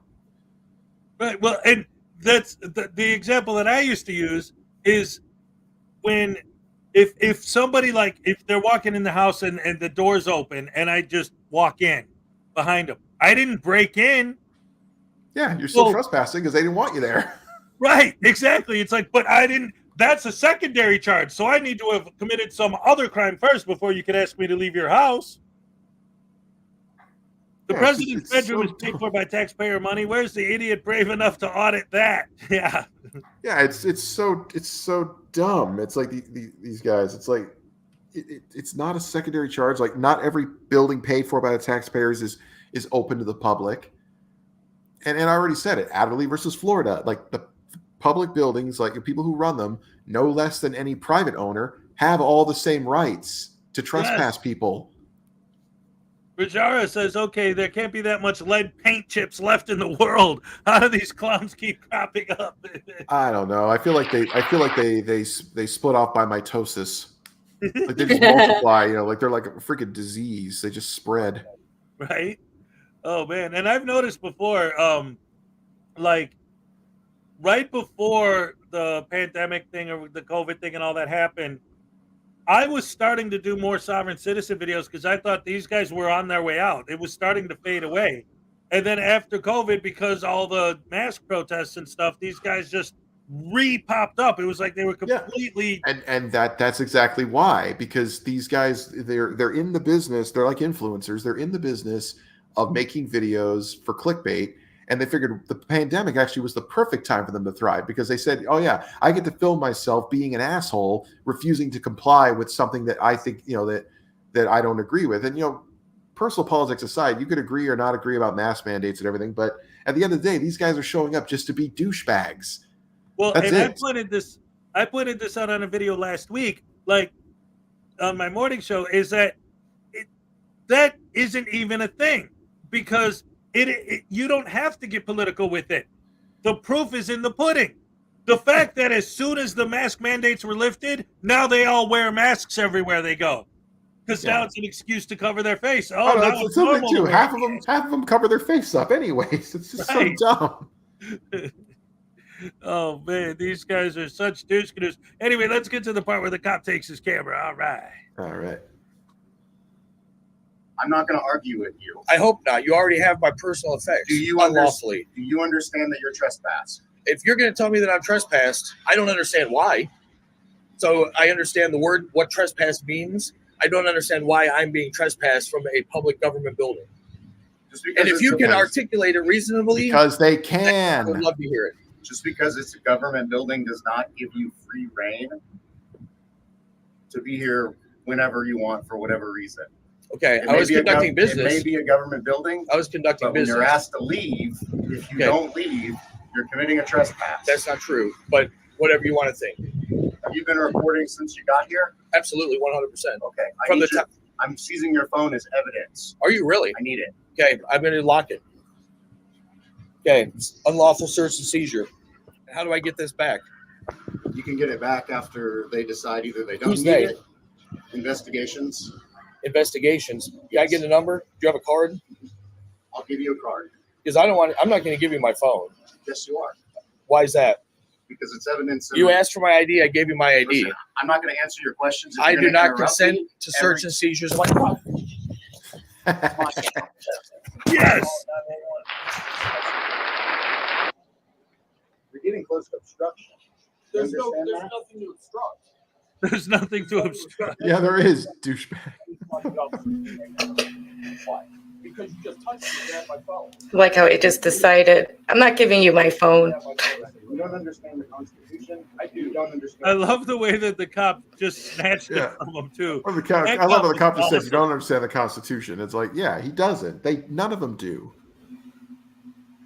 Oh man, they don't. Oh man, they don't even understand anything, man. These guys are so dumb. It's so just ridiculous. But hey, I'm glad that the cops do his grant. And I'm just saying, a cop doing that, like standing up to someone who's being a belligerent dickhead, like they are serving society. Okay, that's what they're doing.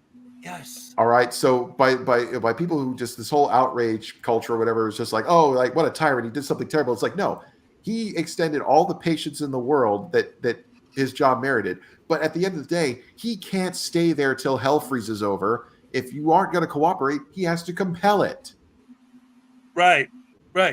And that's the other thing too. And I said it earlier. It's like the public servants are serving the public by getting rid of you. Yeah. It's so dumb. It's like, or no, my personal favorite is, oh, you can't solicit a trespass. I'm sorry. So you're telling me that a public servant can't ask the public, the people who call them, hey, what would you like to do? Here are your options. As in, what, you expect them just to stand there and wait for the person to figure it out on their own? No. Yeah, I've worked customer service for over 15 years. I volunteer options to the customer to make the call end faster. Yeah. As in, I'm not going to make them just keep guessing what can I do for them. I'm going to tell them, okay, here's what I can do for you. Would you like me to do this? So when they say, well, what do you want us to do? We're here. Our time is precious. Do you want them trespassed, or do you want to just, whatever? And they want to know. They called them for service. They want to serve them. Yes. It's like most people don't know what they can do. They don't have experience with trespassing and all that stuff. Yeah, it's part of the cop's job to solicit their services to the person who called them. They say, here's what we can do. Exactly. Do you want us to do it? And they say yes. Says, all right, we're done. Let's do it. Like, then otherwise the call could have taken all day. And they're needed elsewhere. There's only so many of them. Right. There's a lot of corners out there. Not enough cops to be on every one of them. Yep. And that last thing you just said reminded me of the thing, like, I always say this about, especially Fake Mike likes to do this a lot, but that a lot of them do, where they're like, they see a cop just sitting and they're like, oh, you're wasting my tax dollars just sitting there or whatever. You should be doing something. It's like, what would happen if there were no cops available when a call came in because they're all doing something else? There has to be some that are idle to be available for a call. There has to be. There's a reason for that. Because if a call comes through, where do you want the cop to be coming from? From the police station on the other side of the town, or some parking lot that's less than 2 blocks away from where you are? Yep. I'd rather have the cop be there waiting to respond to something, and that they actually do. I'm trying to remember who told me about this. I don't know if it was KFAR or someone who used to be in law enforcement, but like they do go to designated areas, like they overlap. So if a call comes through, they're within so much time. Right, no matter where you respond. are, somebody close. Yeah, it's like it's deployment. It's how it's supposed to be. Because if all the cops were down at the police station, like, everyone knows, okay, I could rob the house at the far end of town, and I know it's going to take them 20 minutes to get here. Right. It's like, but to not know, like, oh, they could be 5 minutes away, or even just on the next street over. It's like that's what they're there for. Yeah.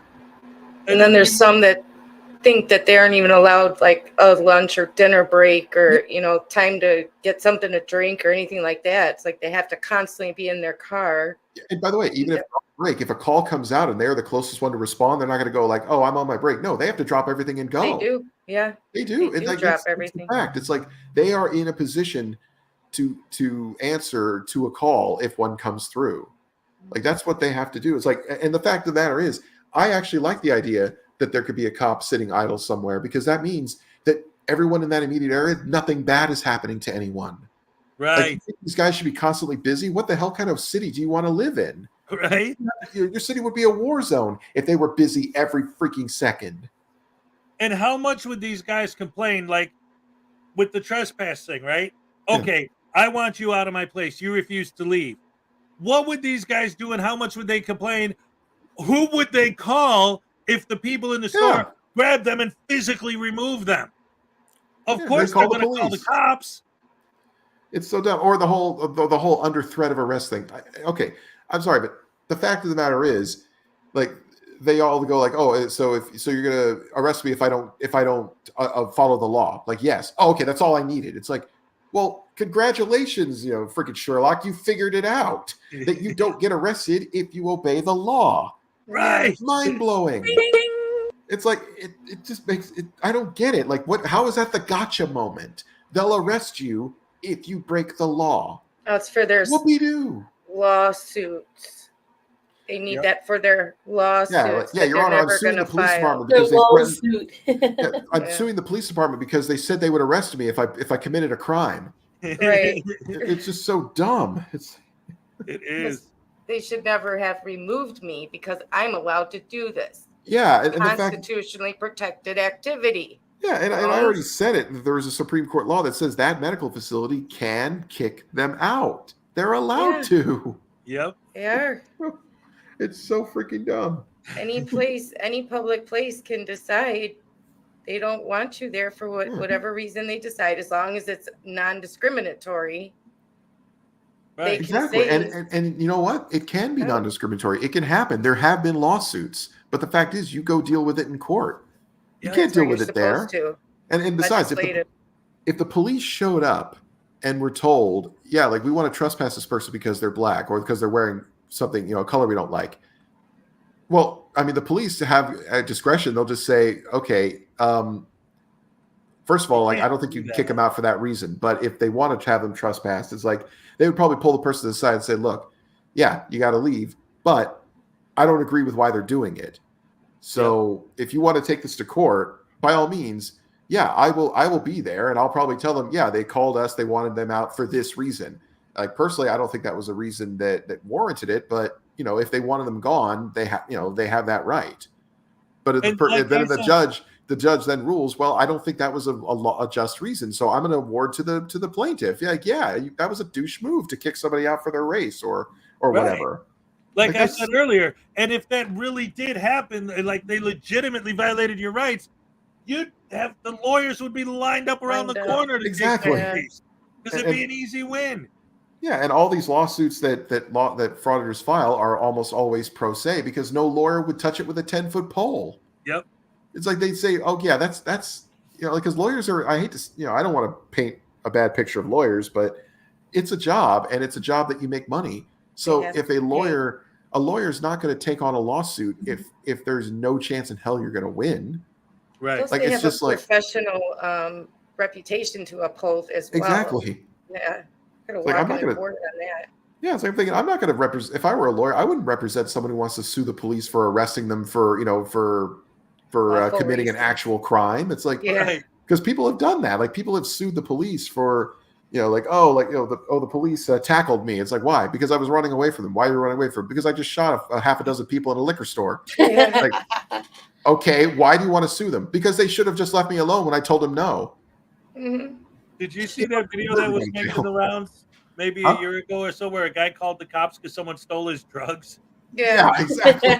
It's the dumbest thing in the world. It's like that happens more than you think, though. It does. Like, they ran off with my money and didn't give me the drugs and stuff like that. They call all the time for things. I watch these body cam videos. It's unreal.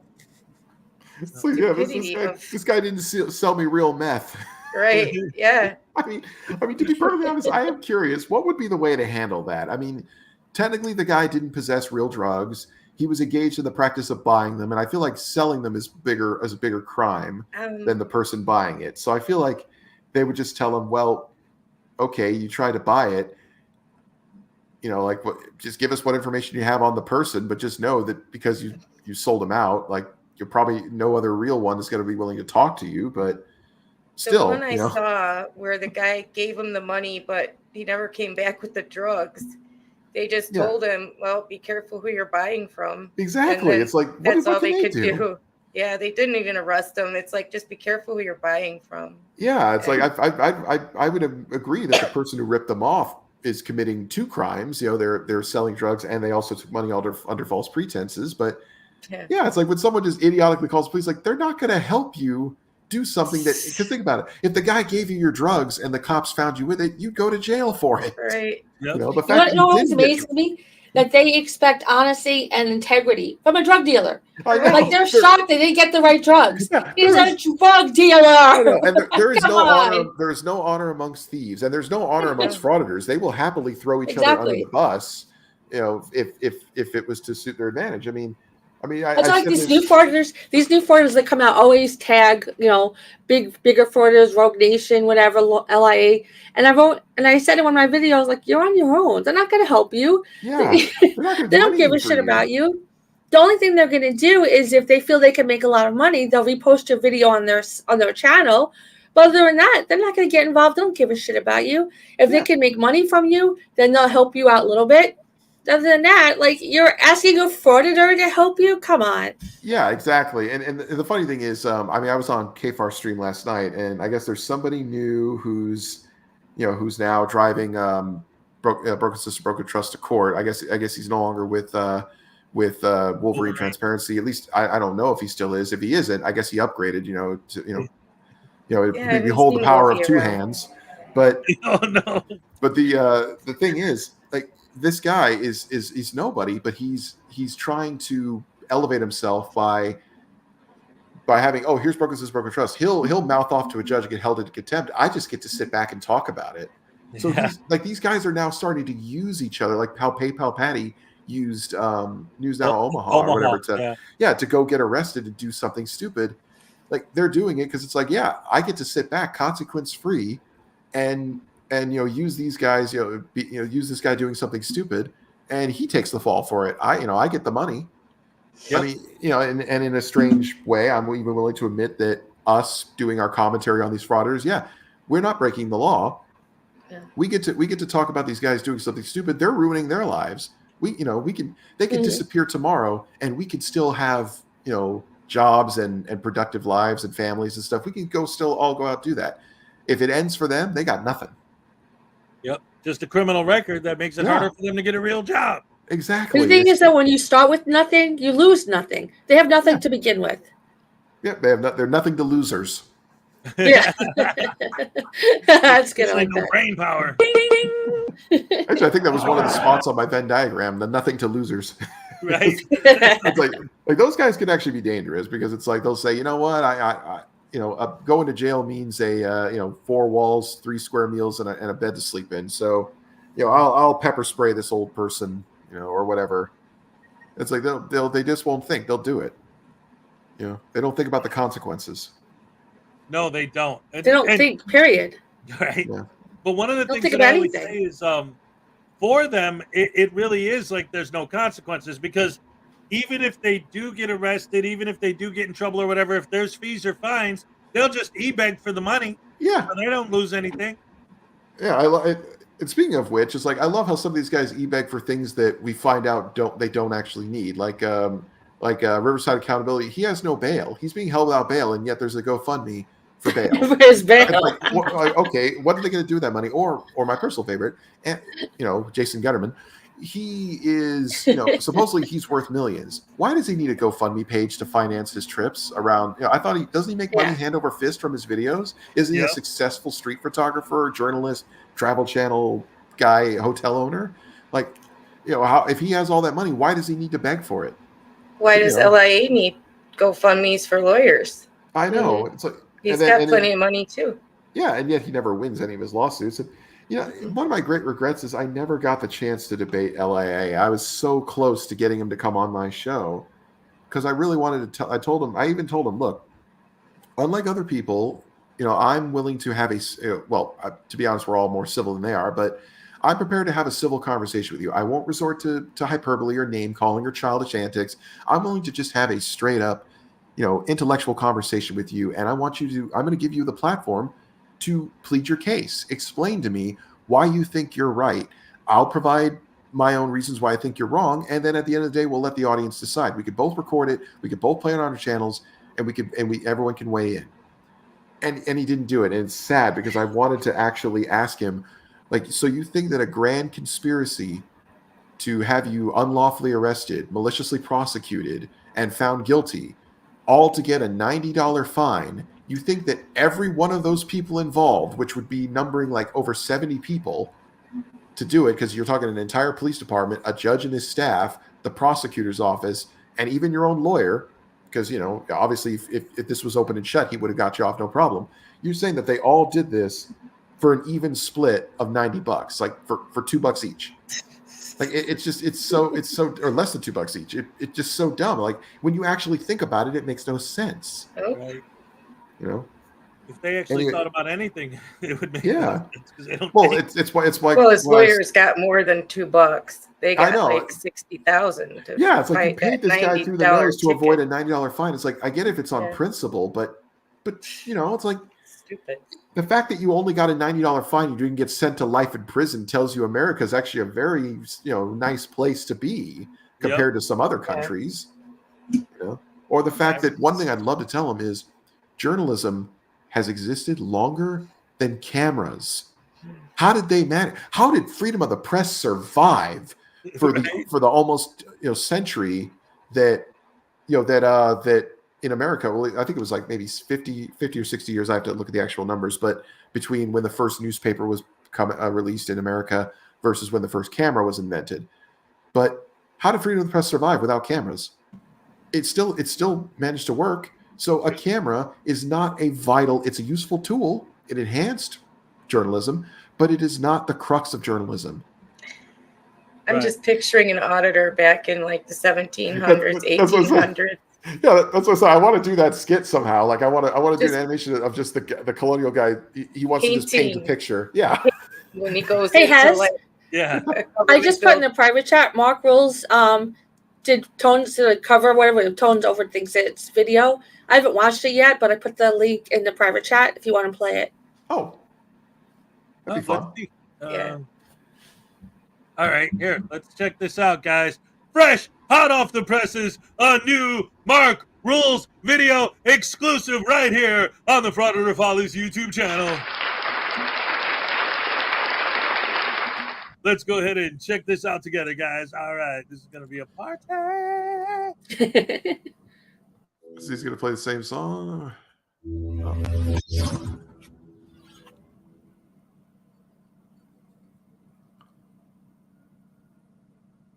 Good evening. Belgium calling in, and today I am pleased to present a live performance by our Brussels Philharmonic Orchestra from the Atomium in Brussels. They bring you a very well-known song by Jay Gutterman. Remember the name of this composer, Jay Gutterman. This will never get old. I don't know how I'm going to even top this video. Yeah, I don't think you can. This is so perfect.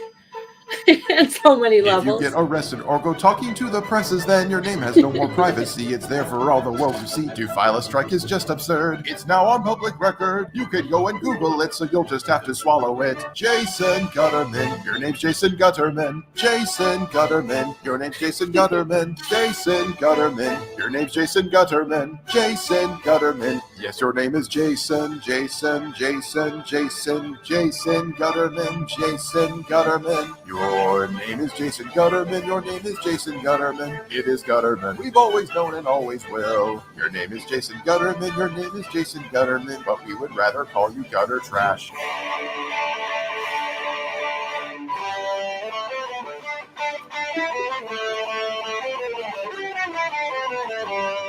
Oh, man, no eyes. Darn.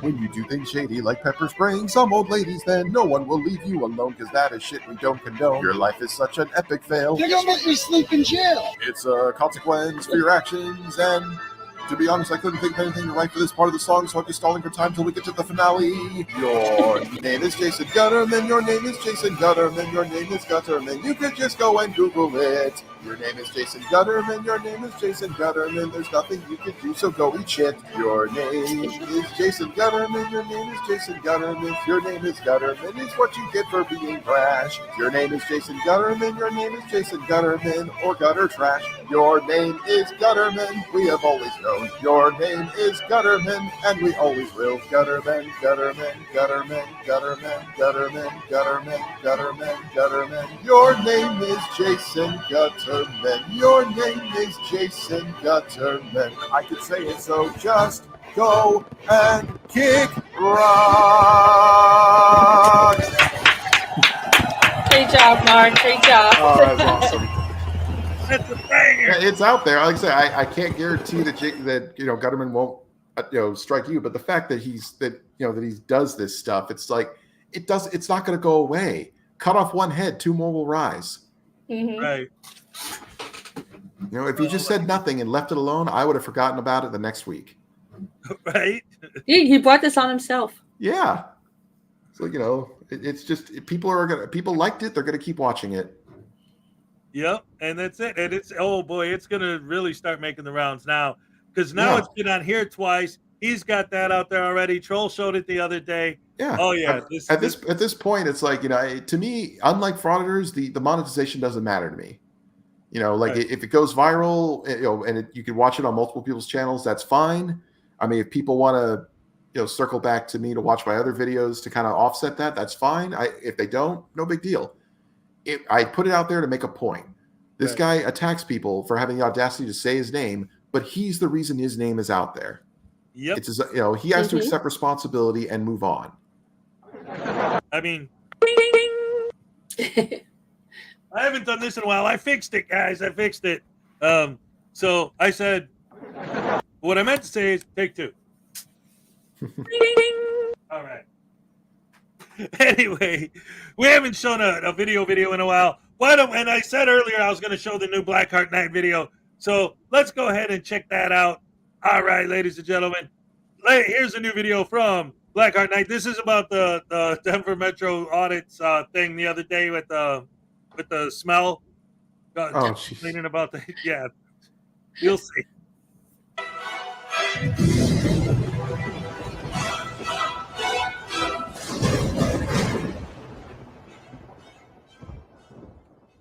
Some viewers may find the following video disturbing. Viewer discretion is advised.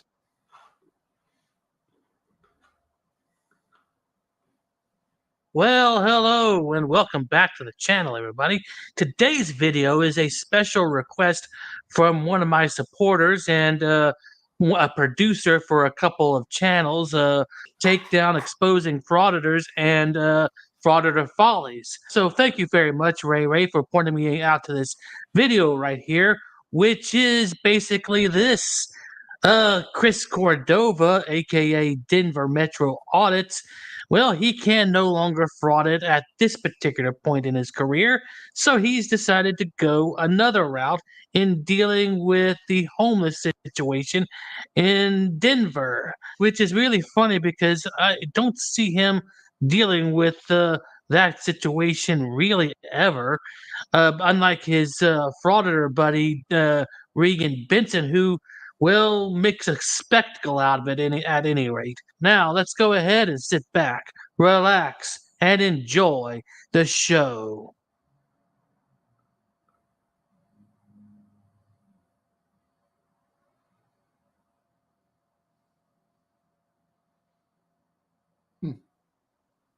Please turn on your mic.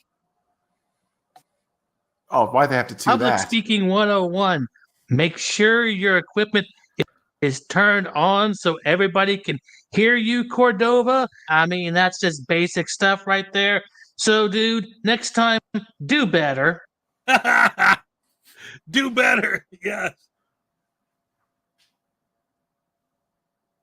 Should be a button with a star. It'll make the mic green. There we go. Why are you helping him?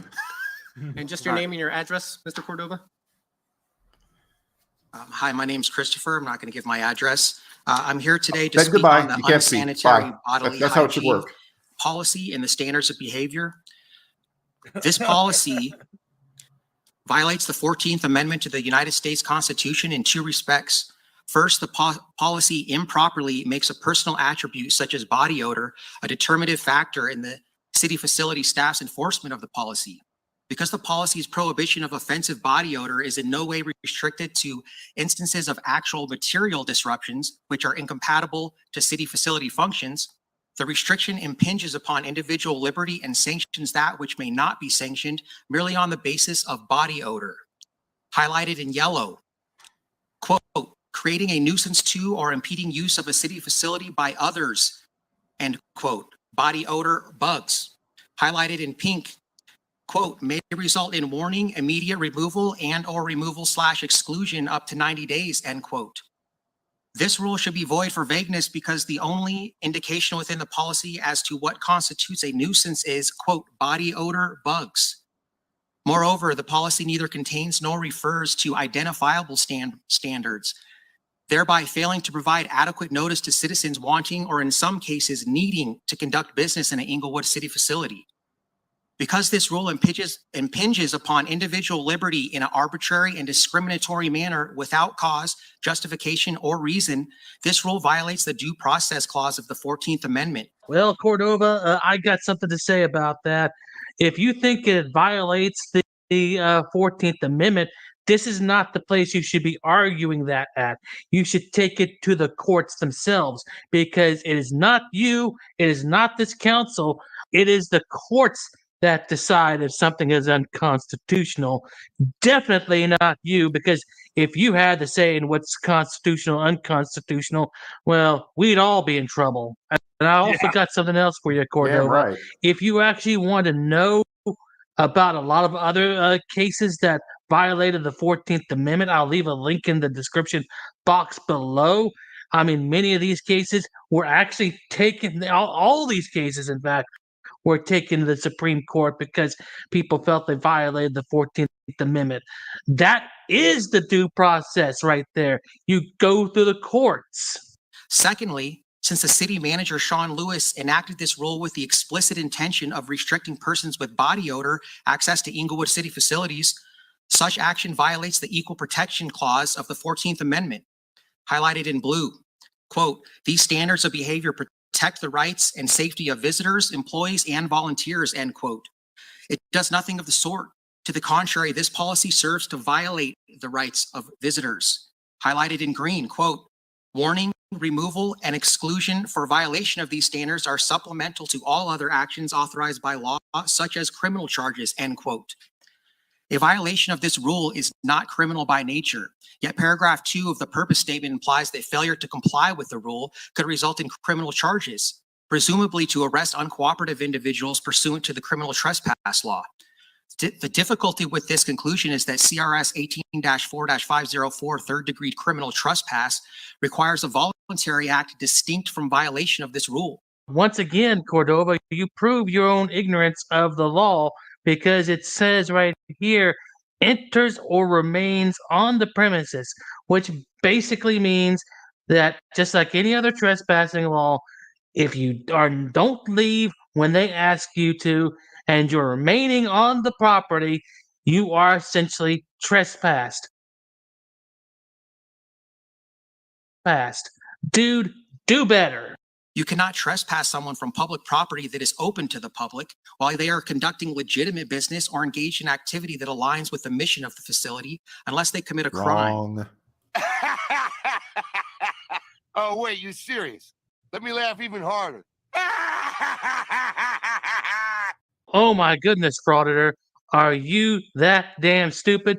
How many times have you been trespassed from any property and you still don't fucking get it that you can be trespassed if you don't follow the policies of that particular establishment? Are you that freaking stupid?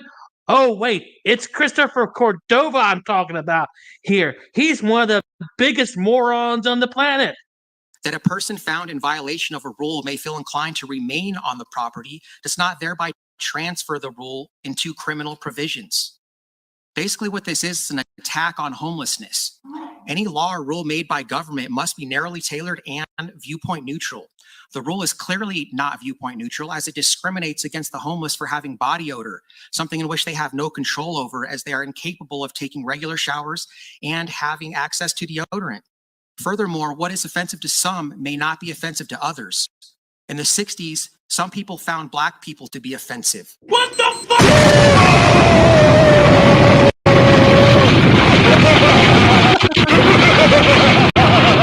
Are you shitting me, Cordova?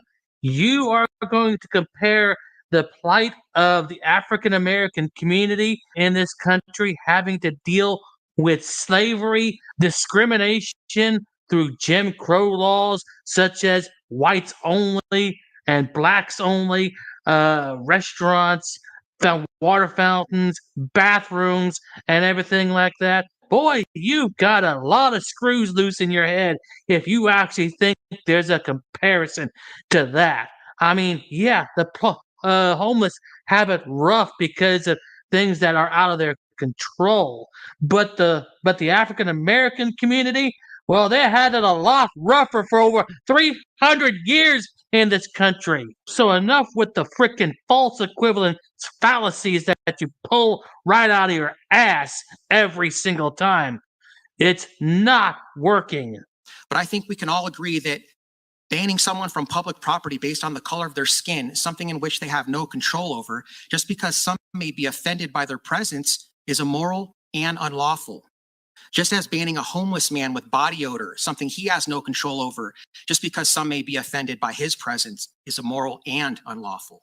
And still a false equivalency fallacy right there, buddy, because the African American issue is a civil rights issue, while the homeless issue is an economic issue right there, fundamentally, because, well, a lot of these people end up on the streets because, well, they lose their homes, because they lose their jobs, because of the ups and downs of the economy.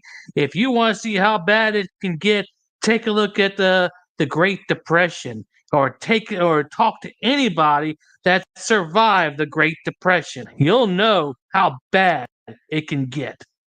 So not only is this a violation of a homeless man or woman's civil rights protected under the 14th Amendment to conduct business on public property, but the city manager, Sean Lewis, drafted the standards of behavior policy with such generality that it risks ensnarement of anyone who walks through the door of an Inglewood City facility in a net designed for others. This gives government too much power and discretion. If a public employee doesn't like someone or doesn't like their conduct, even if it's lawful, all they have to do is say, "You have body odor." And lastly, this is in violation of the First Amendment. In the 1943 case of Martin v. City of Struthers, the Supreme Court ruled the First Amendment includes freedom to receive speech as well as the freedom to speak. So we have a First Amendment right to access the library downstairs, body odor or not.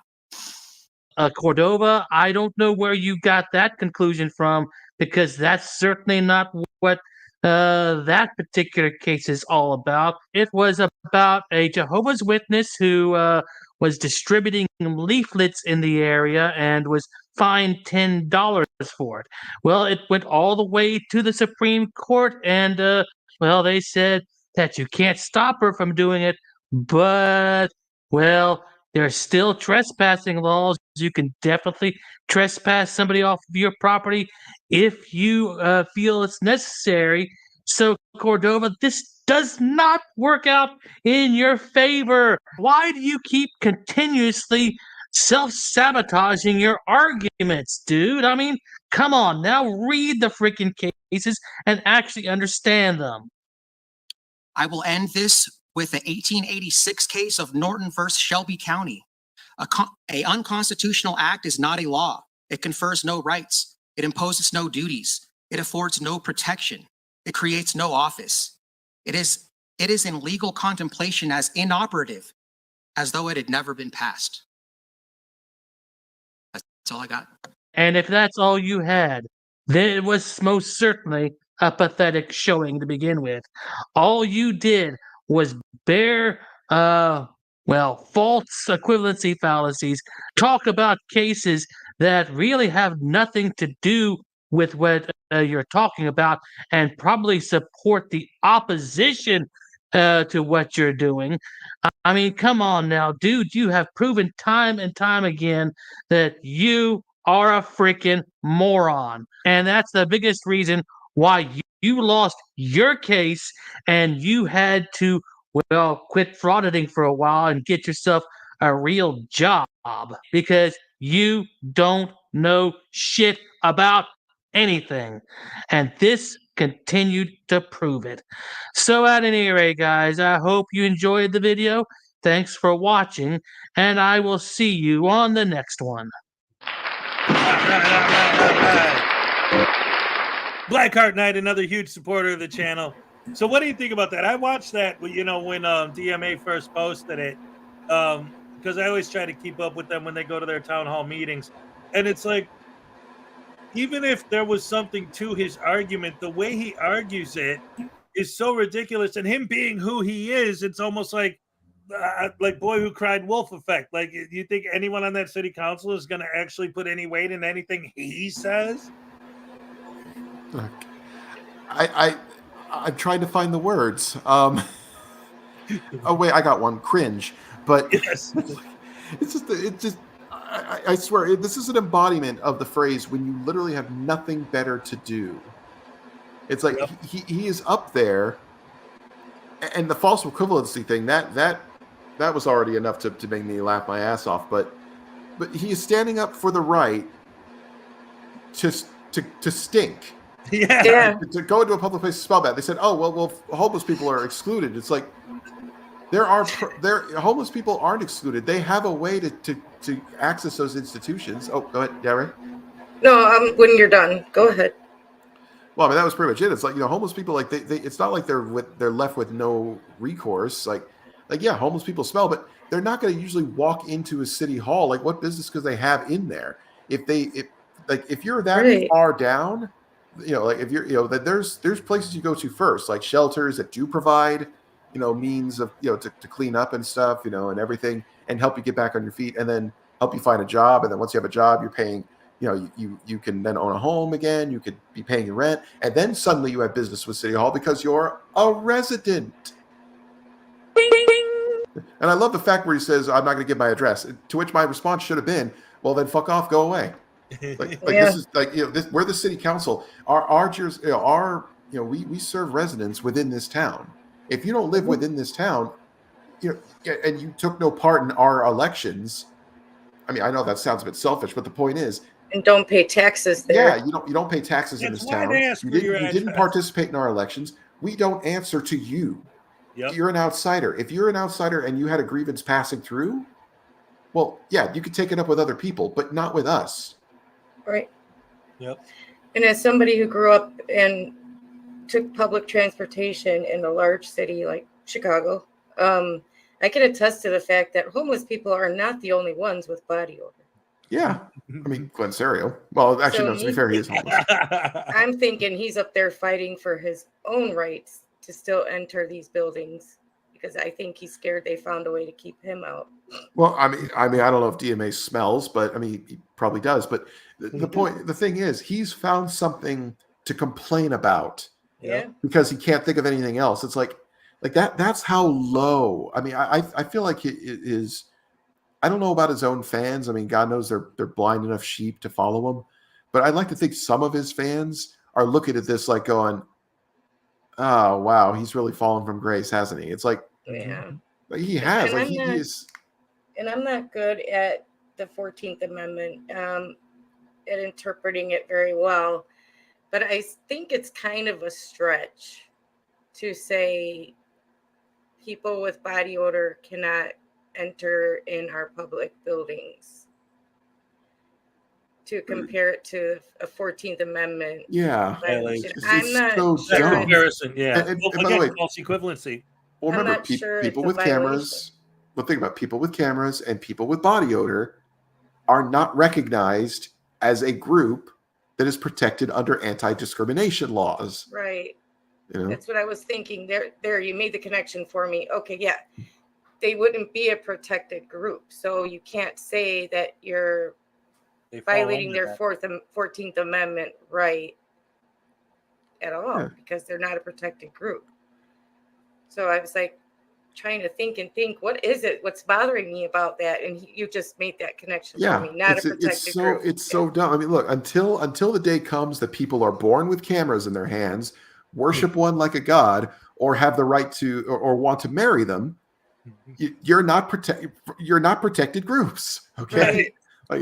That's just how it is. It's like, it's just okay. Yeah, that's why they could always go the sovereign citizen route and double down on the, well, it doesn't matter because I'm not a 14th Amendment citizen. So there you go. I'm thinking to myself, well, if you're not a 14th Amendment citizen, do I have a right to, to basically shackle you to a farm and make you work for free then? Because yeah. Oh no, actually no, sorry. He would have to claim he's not a 13th Amendment citizen. Well, but, right. Yeah. But they always say I'm not a 14th Amendment citizen because then you would be no amendment citizen. Yeah, because you have no protection under the Constitution at all. Right. If you claim to not be a United States citizen, you're a free man on the land, or whatever it is you're claiming, then don't use our Constitution to try and protect yourself either. It's like you can't have your cake and eat it too. It's just, you know, that's where the phrase comes from. It's like you can't have all the benefits and privileges of citizenship and have none of the responsibilities or obligations. Yep. It's just, it's so dumb. You know, they want everything and they want it now. Yeah. Yeah, and again, all the benefits of it and none of the responsibilities. And again, like, even if he did have any kind of a legitimate point, the way he's doing it is all wrong. Yeah. And of course, coming from him, it's like, this is the guy who thinks that if you're walking outside and you see somebody's address is 222, that's a conspiracy. Yeah. 222, 333, 444. It's everywhere, man. They're after it. I mean, he's definitely, I mean, he's very much just coasting until he has to go, you know, until his appeal loses and he has to go off to jail, then go find a job. It's like he's trying to find a way to maintain relevance. And frankly, you know, Cordova, like, Cordova. I don't know how that, I don't give a shit how you pronounce his name. Yeah. But frankly, he's failing. It's like, sorry, like you're completely, And you're washed up. You're finished. I thought him and Reagan were in the outs. Oh, I sorry, mean- Regan. Well, they're running. Well, I say Regan with three E's. Like Yeah. But yeah, I'm just waiting for Darby O'Gill to, like, I don't know, throw a freaking lantern at her. Anyways, yeah, you're welcome to anyone who got that. But yeah, He's it's taller just than those guys. yeah. But yeah, it's just they're waning. You know, they're on the way out because they're losing relevance, and they both have their consequences have finally caught up to them. And yeah, like they're gone. But then, you know, the new people are coming to try to rise through the ranks to take their place. And the thing is, though, they're showing up too late. And Nader Girl's right. He made case law, the United States versus Cordova. Like it could seal the lid on that other idiot in Florida or whatever that got arrested, is facing a bunch of federal charges. But you know, like it's going to be cited in his case, and then Rogue Nation. Oh yeah. Sorry, I Yeah. keep forgetting his name. That's yeah, no like- problem. Yeah. Don't worry. Yeah, It's not I mean, important. Jason Yeah. Gutterman. Yeah. Oh, there we go. Yeah. But it's like all the other guys who went into Social Security offices, like they should be scared shitless, because it's like, no, now there is precedent set. You could be successfully convicted of federal crimes doing what DMA did. Mm-hmm. I mean, it's just, you know, like they don't realize, like, the walls are closing in. Yeah. And I feel like what's at the same time they're escalating, because like any influencer, TikTok influencer, or NPC streamer, or whatever they called. I don't keep up with this crap that the younger generation does, but it's a fight for relevance and shock value. You know, they have to escalate. They have to be more outlandish, because I mean, like with SGV and the whole harassing people at churches. It's like nobody was doing that, and now they're doing it. Everyone's paying attention because it's of the outrage of it. Like when you can't have fame, you settle for infamy. Yep. And that's what they're doing. Like they're just like they're fighting for their piece of the internet fame pie, and they don't realize, like, this is not going to end well. I mean, we had a prankster, almost get clipped. You know, like he got a nice high velocity lead injection for it, and he didn't learn a damn thing. And I'm thinking, you know, that was fate's way of telling you to quit. But he's going to keep doing what he's doing. He's going to keep bothering people, or like the woman who brought a TV into Walmart to smash it to make them think I'm destroying your property. How is that funny? How is that a prank? Or she gets into people's cars at gas stations and refuses to come out of them. It's like, what's to stop somebody from just, pulling a 9mm out and just, turning the lights off? Yeah.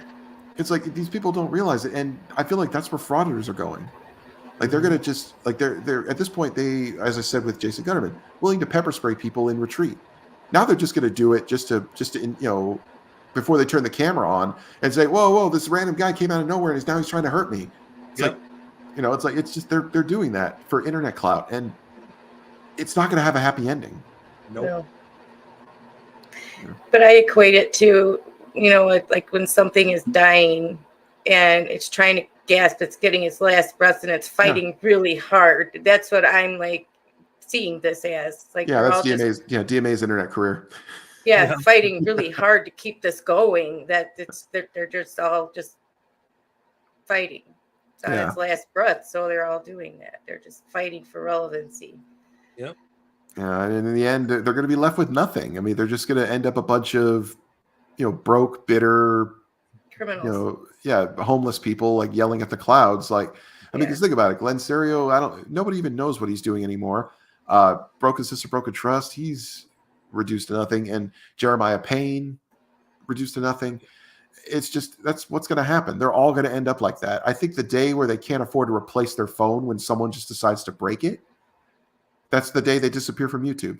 Yep. Yeah. We never hear from them again because they lose that one last thing. I don't know how these guys can even afford to upload stuff to the internet. Once everything goes in the toilet. And a lot subs. Yeah, and a lot of new frauditors have yet to achieve monetization because they can't get the numbers going. Like, it's just Not everyone's going to be like Riot Girl and just take off immediately because she puts her cleavage in every video. Yeah. Right, exactly. Brian Showman for $5. News Now Voodoo needs to ride to the Valkyries from Wagner or else zapped in time. Oh, all right. So we got some. All right. Hold on. He needs to do Ride of the Valkyries from Wagner or get zapped. All right. Here we go. Can he do that? Can't we do both? Yeah, can we do both? All right, wait a minute, Brian Shulman, right? All right. Hey, man, I sure love the smell of tasings in the morning.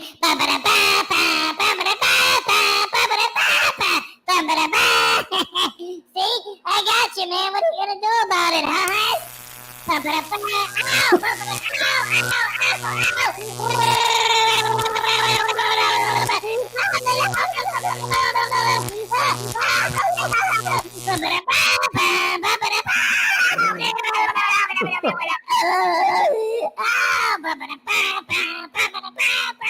This hurts, man. Well, at least the tasing part's over, right? Oh, no. Yeah, I had to. We can smell if we want to. We can be a douche canoe. If your brain's made out of potato brains, then you're a douche too. Do you want to dance or a tase, Tones? Let's do a dance. All right, yeah, man. Wait, no, yeah, I'll dance with you, man. Check it out. Here we go. No, wait, what? Ow! Ow! Ow! Ow! Ow! Ow! Ow! No. Thank you, Tones. Ladies and gentlemen, thank you, Tone, so very much. All right. Pleasure. Thank you, everybody, for your super chats. Yes. Thank you, everybody, for your super chats. Thank you, everybody, for coming out tonight. We had a great time. We almost matched our last record. The last time Tones was here, we were on for 4 hours, 3.5 this time, a little bit more. Great stuff. Ladies and gentlemen, once again, round of applause for our guest, the one and only Tones Overthinks It. Yay, I can't clap because I have a cat in my lap, but Oh, no. I have a cat. I'm holding my cat, but I'm clapping on him. Just kidding. Well, thank you. That's fine. We're clapping in spirit. Round of applause for my co-host, Frauditors News Network. Round of applause for my producer, Ray. Again, I can't clap, but clap. As always, round of applause for P. Barnes II. Yes, clap. And for you, birthday boy. Yes, for the host with the most. Hezekiah. Wait a minute. Yeah, Hezekiah, it was your birthday yesterday, wasn't it? Yeah, I turned 50 ladies and gentlemen. I meant to ask about that because I heard the rumor, but yeah, happy birthday, man. Oh, thank you. You want us to I got sing this to you? birthday driving home from Wisconsin. What? You want us to sing to you? Yeah. Yeah. Be careful what you wish for. Okay. Yeah, we're all going to be in sync. Let's do it. All right. 1, 2, 3. Happy birthday to you.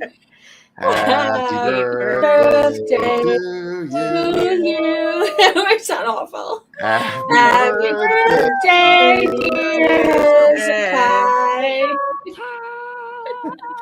Happy birthday to you. Oh my God. Oh, we That was are so out of bad. So bad. I mean, my cat's like, okay, I'm out. Look, my cat left. Oh my God. I'm not kidding. He left. Now I can clap. Oh my gosh. I guess my singing really was that bad. Oh, it's hysterical. It's fine. When you go out to a birthday party, everybody sings awful. It's supposed Oh to my happen. God, he left the room too. I'm not kidding. He left the whole Thank you, room. Baby Voodoo, for helping. Oh, it's hysterical. It was so nice to see you guys. Thank you, Tones. It was very nice to meet you, Mr. Tones. Oh, it was my pleasure, baby Voodoo. Thank you. Hezzy, it's for his birthday. Thank you for coming. Love you, baby Voodoo. You're so cute. Oh, thank you so much. Thank you. It was so nice meeting you the other day. And of course, it's always good to see you, pretty lady. Okay. All right. Thank you guys for joining us. And I'll see